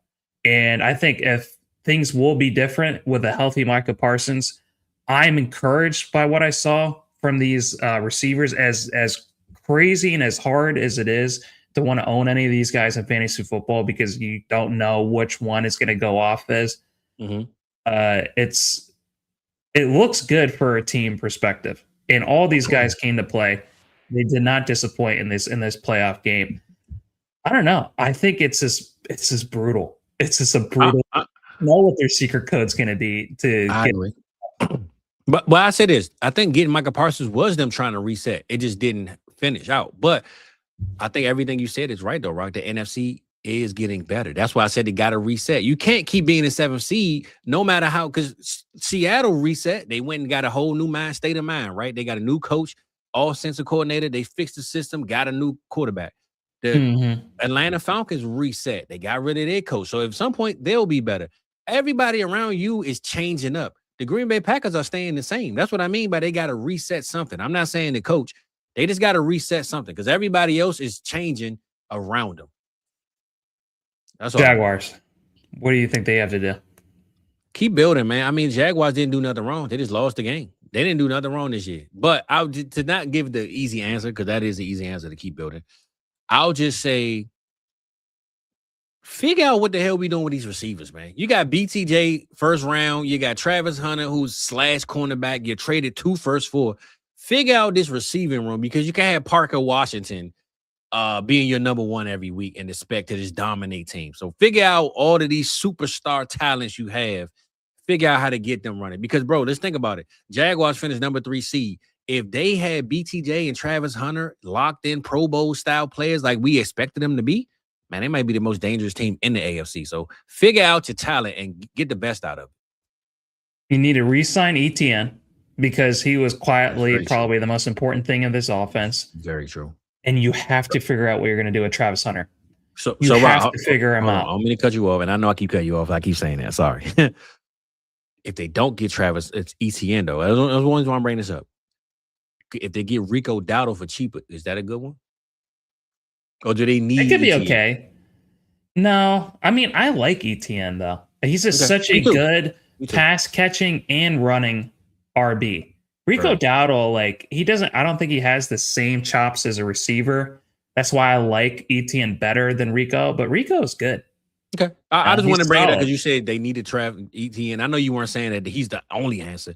Just throwing out a different name to see if they can have him. So go ahead, continue about Travis, though. My bad. Travis Hunter, you have to figure out what you're going to do with them. They went into this offseason not really knowing how to train a unicorn. It's basically what it came down to. And there was just too much information that Hunter had to download from both sides of the ball with the playbooks. And it was just too much. And I think you need to focus in on one side of the ball. I think you do, especially during the offseason. So figure out if you're going to make him a receiver, figure out if you're going to make him a corner. That's what I want to be able to see. Maybe you have some cute packages where a couple times a game he plays the other side of the ball. Yeah. I agree. Not like he plays 66% of the offensive snaps, and then I don't know what he did on defense. So, and they got the coach that can do that, though. He can make a philosophy that works. He proved it to us this year, right? It ain't like they got some coach that don't know what he's doing. So let's get it, coach. Let's lock in, man. All right. Eagles. Man. First of all, the head coach, right? What they gonna do with him? Because I'm hearing the Sirianni people can't stand him. They hate him. It's just like if he's not winning a Super Bowl, people hate him so damn much. So I'm gonna ask you this, Rock, and I know we just giving resolutions. Do you think Vic Fangio could run this team, or should he stay on the defense? Yes, he's a coordinator. Some guys can do like Ben Johnson. Some of them can make amazing head coaches. There are other guys like Morris that should just stay coordinator. There we go. I agree. So I say all this to say this. Philadelphia Eagles have all the pieces. They just don't have the consistency. They are the least consistent team in the NFL to me. 1 week they could score 30. The next week they could score 0. So they have to get – they got to get a leader. They got to get a leader, bro. Jalen Hurts to me is the ultimate leader, but I don't think he has the cojones to lead this locker room, bro. He's not the coordinator, though. That's the thing they need. But I'm saying a head coach that they believed in, because Sirianni, people don't seem to like. If they had a head coach that people believed in the locker room, actually loved, the OC wouldn't even matter, Rock. I think that they need a coach, a leader. Josh McDaniels, he didn't lead anything in Miami. He kind of was just a good coach. They need a Jim Harbaugh. That's what they need. I think Jim Harbaugh would get them to the Super Bowl next year if they got him. I mean, John. I'm sorry, John Harbaugh. Yeah, I'm not sure. Like, because people are talking about getting rid of AJ Brown. Guys, you know how bad this receiving core is going to look like if they don't have AJ Brown? You would have Devontae Smith, and that's it. You know what? If the Bengals ain't trading me T. Higgins or something like that, he ain't going nowhere. Right? So he's here to stay.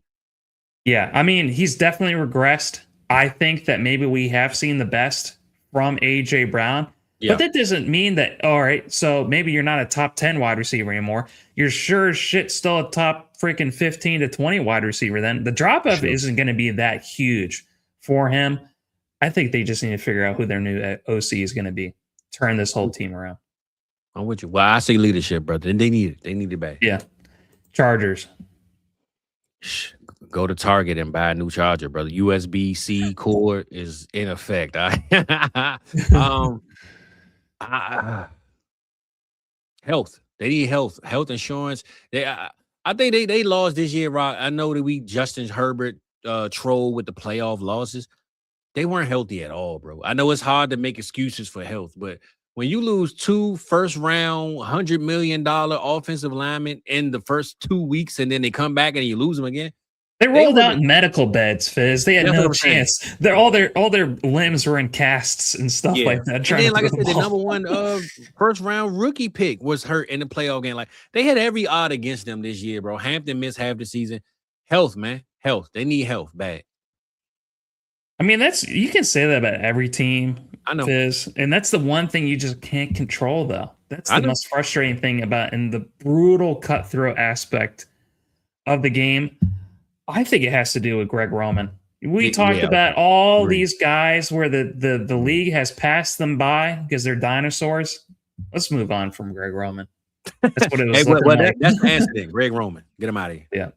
Steelers.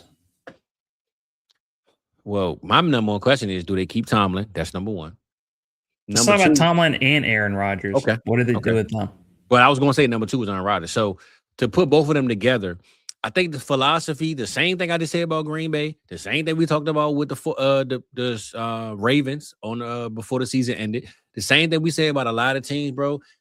Every year we go into the season already saying this.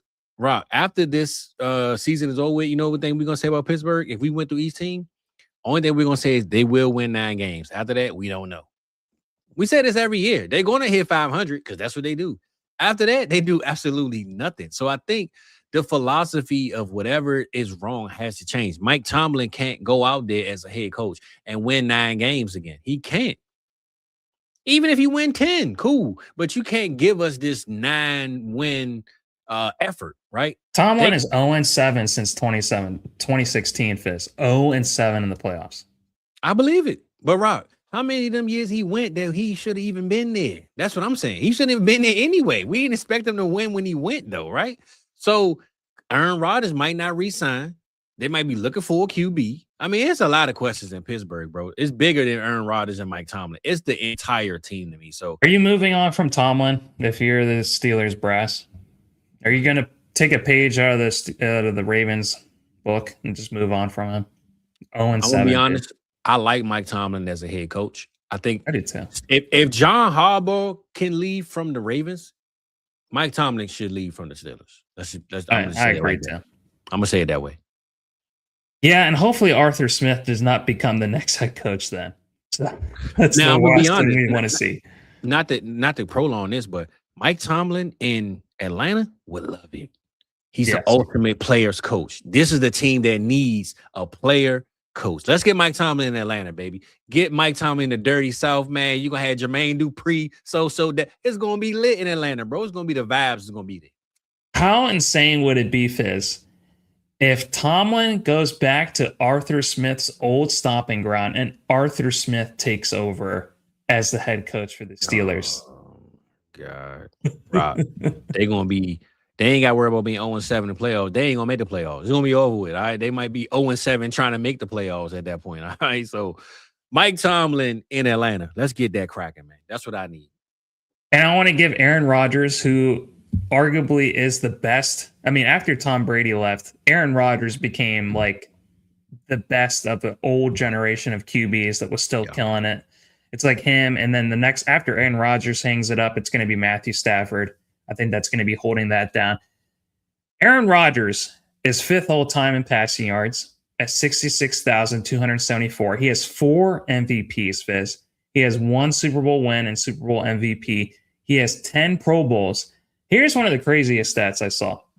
So from his first MVP in 2011 and his last MVP in 2021, Rodgers averaged during this time in the average of 17 game seasons 65.6% completions, 4,559 yards, 39 touchdowns, and 7 interceptions. That's how dominant he was on a 17-game basis from 2011 to 2021.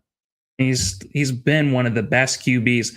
I really wanted him in Minnesota, Fizz. People wanted to go with the J.J. McCarthy experience. We all saw what happened with that. It can still happen, brother. You never know.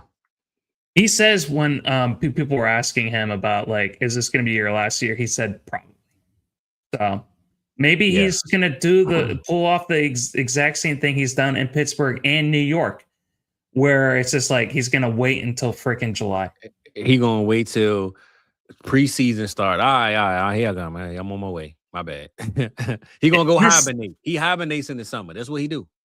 They held each other hostage. The Steelers had no other options. They had to go with Aaron Rodgers, and then Aaron Rodgers had to go with the Steelers because every other QB was filled. I don't believe it. I think they already knew it, Rock. They just wanted the media to not know. They said that, but then what if it was actually the other way around? Bro, I think they both knew. There's no way, because think about it. The Pittsburgh Steelers didn't attack the quarterback position at all. They didn't even attempt to. I think they knew this. I think they knew Rodgers was coming the whole time, bro.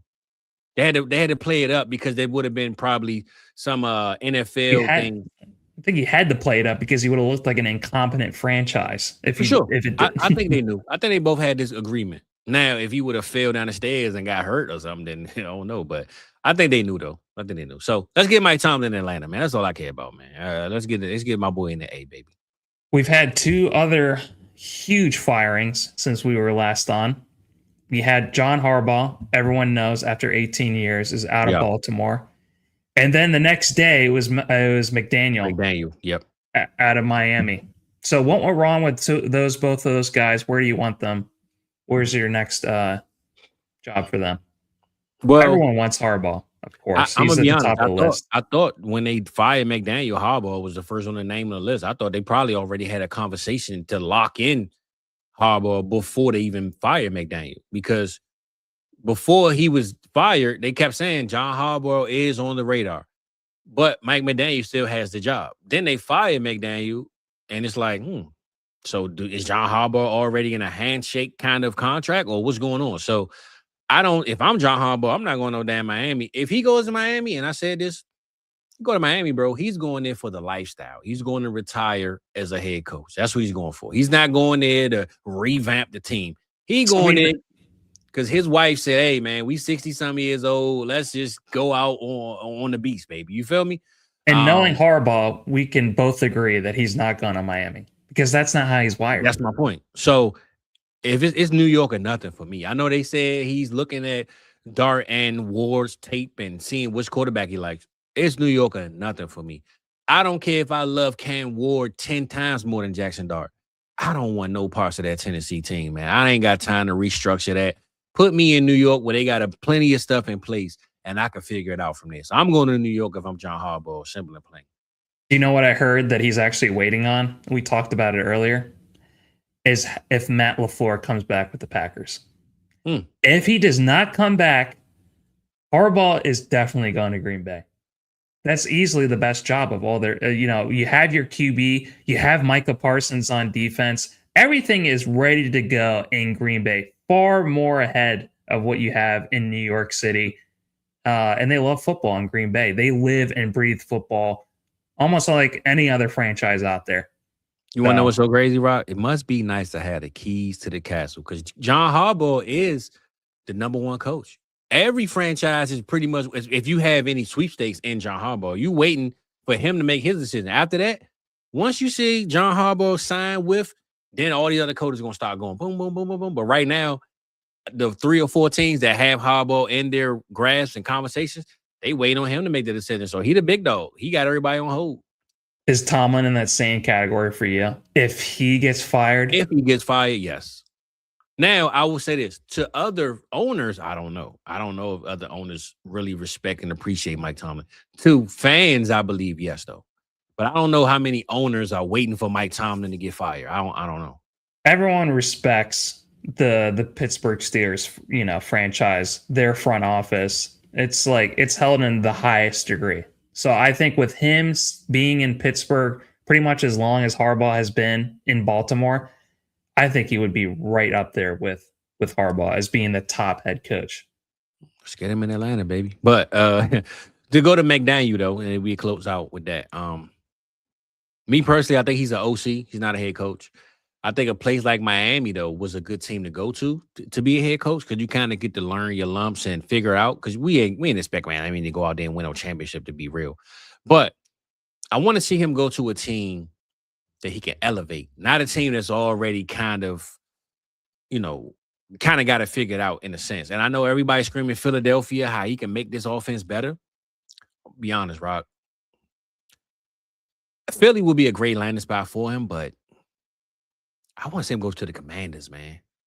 I want to see him go to a team that literally needs the boost. Like, I don't think Philly needs the boost. I think Philly just need consistency. I think McDaniels can boost up a team that had a down season that might be looking themselves in the locker room like, bro, what, are we still the same team from a couple years ago? I think McDaniels in Washington is the real answer because he can take that team and bring in some new juice, some new energy that they really need, that they lost from the year prior. So don't go to Philly to me because they are seasoned vets, man. They already kind of got their routines. Go to some younger guys in Jaden Daniels and a new Ben Sinnott, who's Zach Ertz got hurt. You're going to have some younger guys coming through in Washington this year, I believe. They're getting rid of some of those old bodies. So let's get them with the young guys, man. Get them pumped up. I'm still clutching on my Ben Sinnott receipts. He hasn't done shit since he's been drafted. I traded for him. So I know.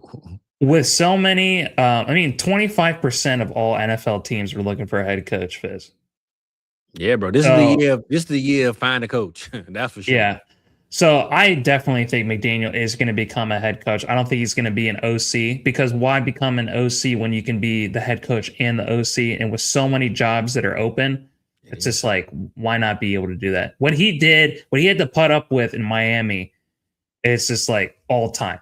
It's just like from a GM that didn't know anything about being able to assemble a good ass team outside of just getting Tyreek Hill. That's the best thing he did.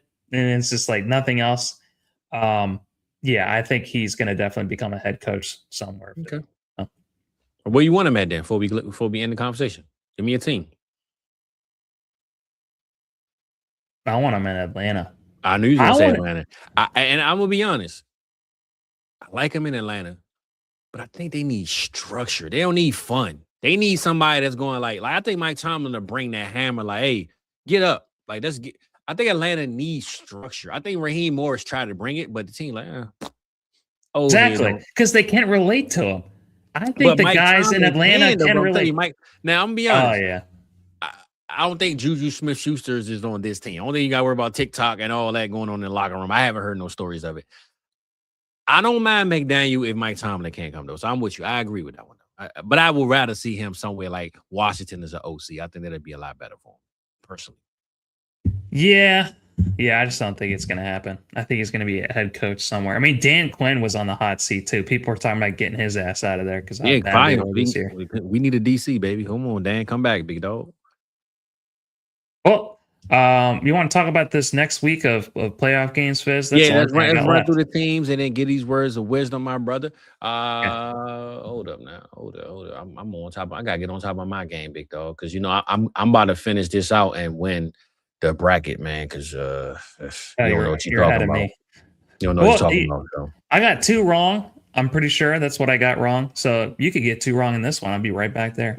I'm not, brother. I'm not. All right, we're going to go through AFC side first. AFC 2025 playoff bracket. Oh, we talking 26. Is it 26? What year does this count as, Rock? I was trying to look that up. They always change it, Fizz. It's like 2025 season, 2026 playoffs is how I think they go about it.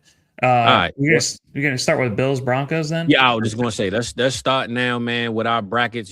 I'm winning. I'm up. 6-0, baby. That's how we do it over here. But AFC Conference Championship, Conference Finals, whatever you want to call it. Oh, divisional. I'm sorry. Look, I'm all over the place. Division round. The division round. Round 2. Buffalo versus Denver. Right, let me know. The Bills win this game if they actually get James Cook running the ball, because we know that Josh Allen has showed up to be able to put this team on his back. He was able to do that against the Jacksonville Jaguars. It's going to be a lot tougher matchup against the Denver Broncos. They're going to probably shut down the receiving game, a little they have with Shakir and Dalton Kincaid. So James Cook has to take off in this game. That's how the Bills win. The Broncos win if Bo Nix is able to go punch for punch as Josh Allen in this game. We're going to go with Josh Allen as the better QB, the more experience. I don't know if he has more wins than the entire Broncos franchise. Probably not. But, I think that's how they're going to take over this game. If Bo Nix is able to go strike for strike as Josh Allen, and also, too, I want to see RJ Harvey. This has been the rookie breakout games, with Golden, Colson Loveland. Absolutely. Woody Marks went over the century mark against the Steelers. Fizz. I want to see RJ Harvey have a huge game. So those are the 2 ways that I think that these teams win. How do you think the Bills win? How do you think the Broncos win? Bro, we breaking down the game or we picking the winners, man? Why? What we know? I thought we was picking the winner and rolling out. My bad. I was like, huh? We picking a winner or what? One sentence. I just did like 30 sentences. One sentence how the Bills win. Like, huh? I got real excited talking about this game, Fizz. I'm sorry, I'm not mad at you though, but I didn't know I thought we just go get a winner and dip. But what we doing? We breaking down the game or what we got going on? One sentence how Bills wins. One sentence how Broncos win. All right, cool. One sentence. Even though you gave me 30, you cheated. But all right, cool. I just say this. Buffalo wins this game if Josh Allen can get through it. If Josh Allen can stay healthy, they're going to win the game. I'm 100% guaranteed with that.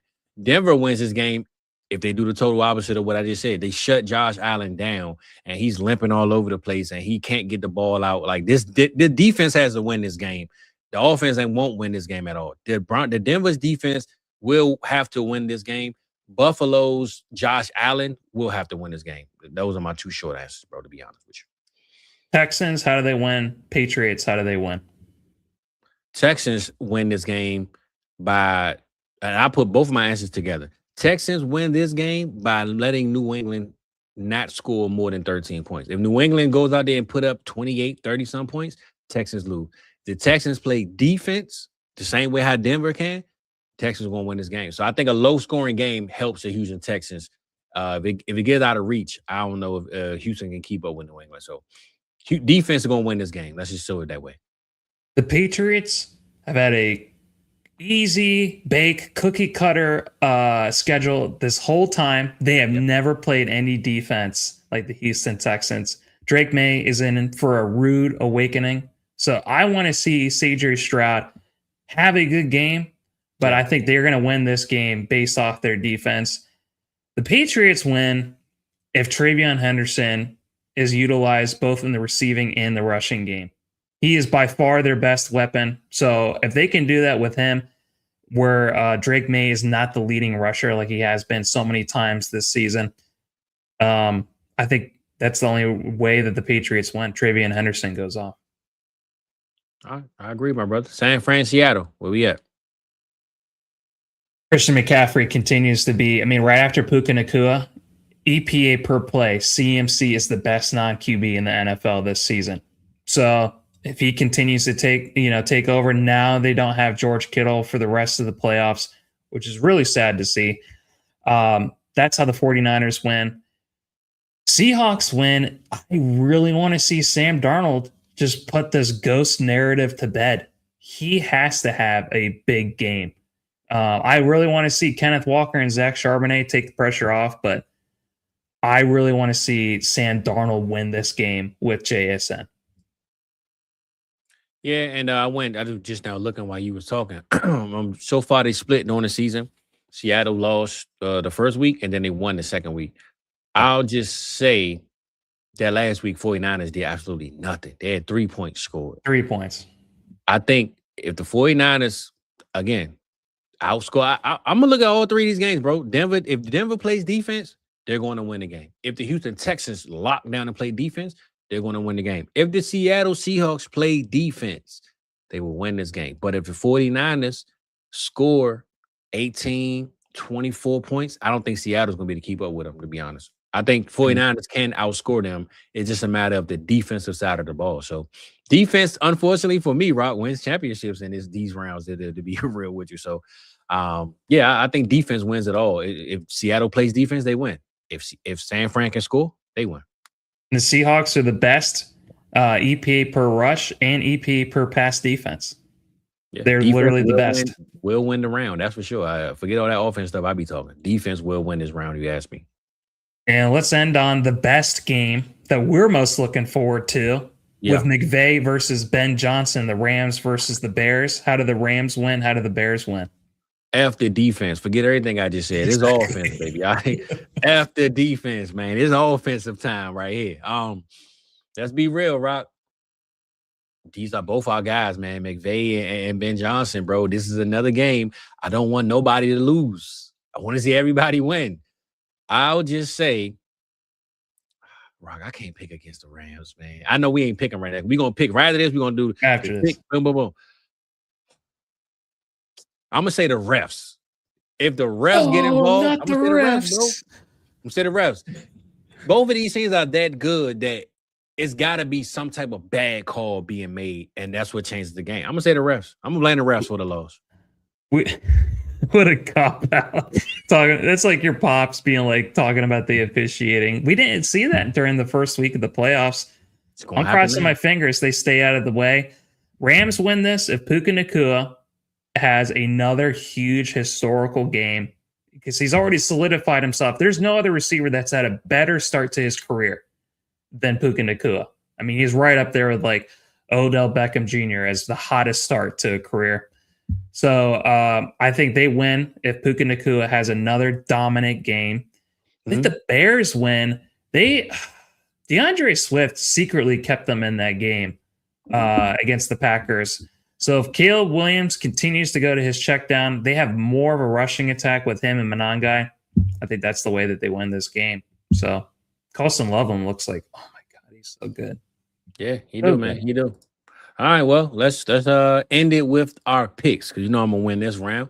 Go to Denver and Broncos, man. Denver and Broncos, we are going this second round, divisional round. Denver versus Broncos. Rockets on you. No, Fizz, since you're ahead, I want you to pick first. Oh my goodness, there you go. I'm going Buffalo. Broncos. Buffalo. Oh, my fault. I didn't mean to cut you off. I'm going Buffalo. You said Broncos. Okay. All right. Well, now we at odds again. All right. Yeah. Houston and New England, baby. I'm gonna let you pick this one. Texans. Going to New England, big dog. I'm going to New England, man. Hey, here we go, man. Hey, sir. There we go. We're gonna be tied right now. Ain't had no tie. Oh no. 49 in Seattle. Seahawks. Going 49ers, big dog. I'm going 49ers, man. So holy shit, I'm taking the lead now. All right, Rams, Bears. All right, Rams, Bears. I'm going referees, man. Roger Goodell. Hey, Rock, I don't want to pick a win on this one, man. Isn't it brutal? This is the most brutal one. I want to see both of these coaches go to the Super Bowl. Scratch everybody else, man. This Super Bowl for me. I'm gonna say this. I'm going the Rams because they need it right now. The Bears have time. They got a little bit of youth on their side. So I'm going the Rams because the Rams don't have the youth and they don't have time to waste. Let's go with the Rams.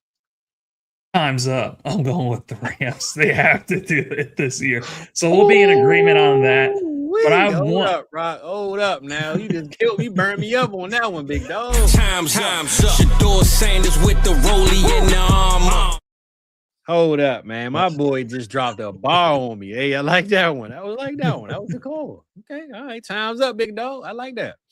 Yeah. And I want to see. Oh, I love what Marshall said here with Caleb with 2 rushing touchdowns.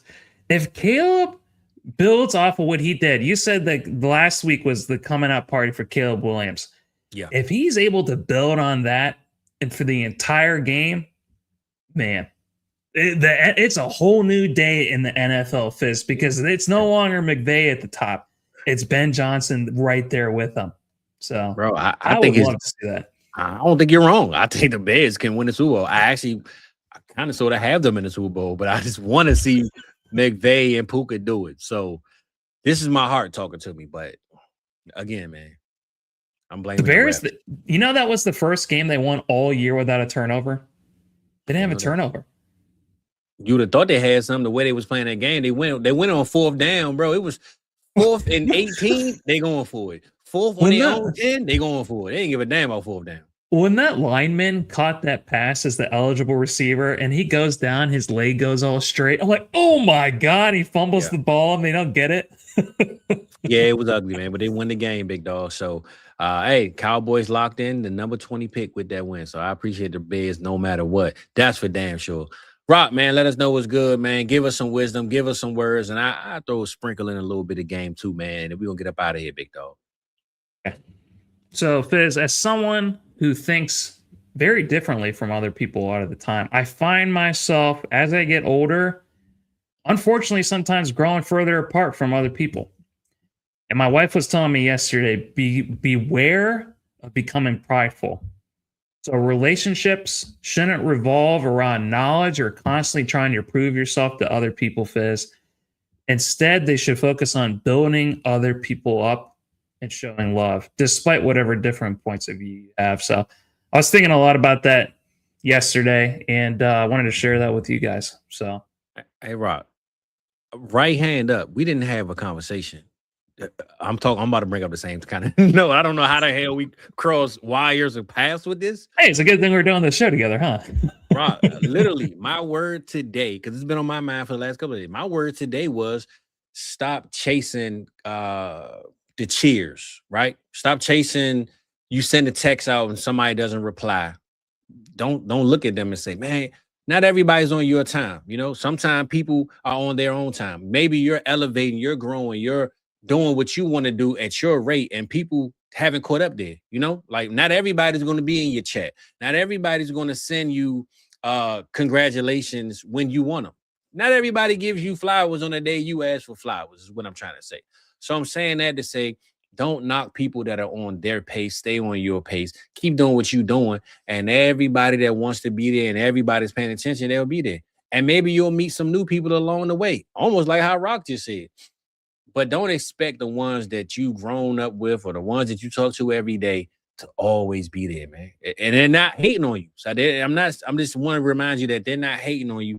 They just aren't on your speed. Your speed is different.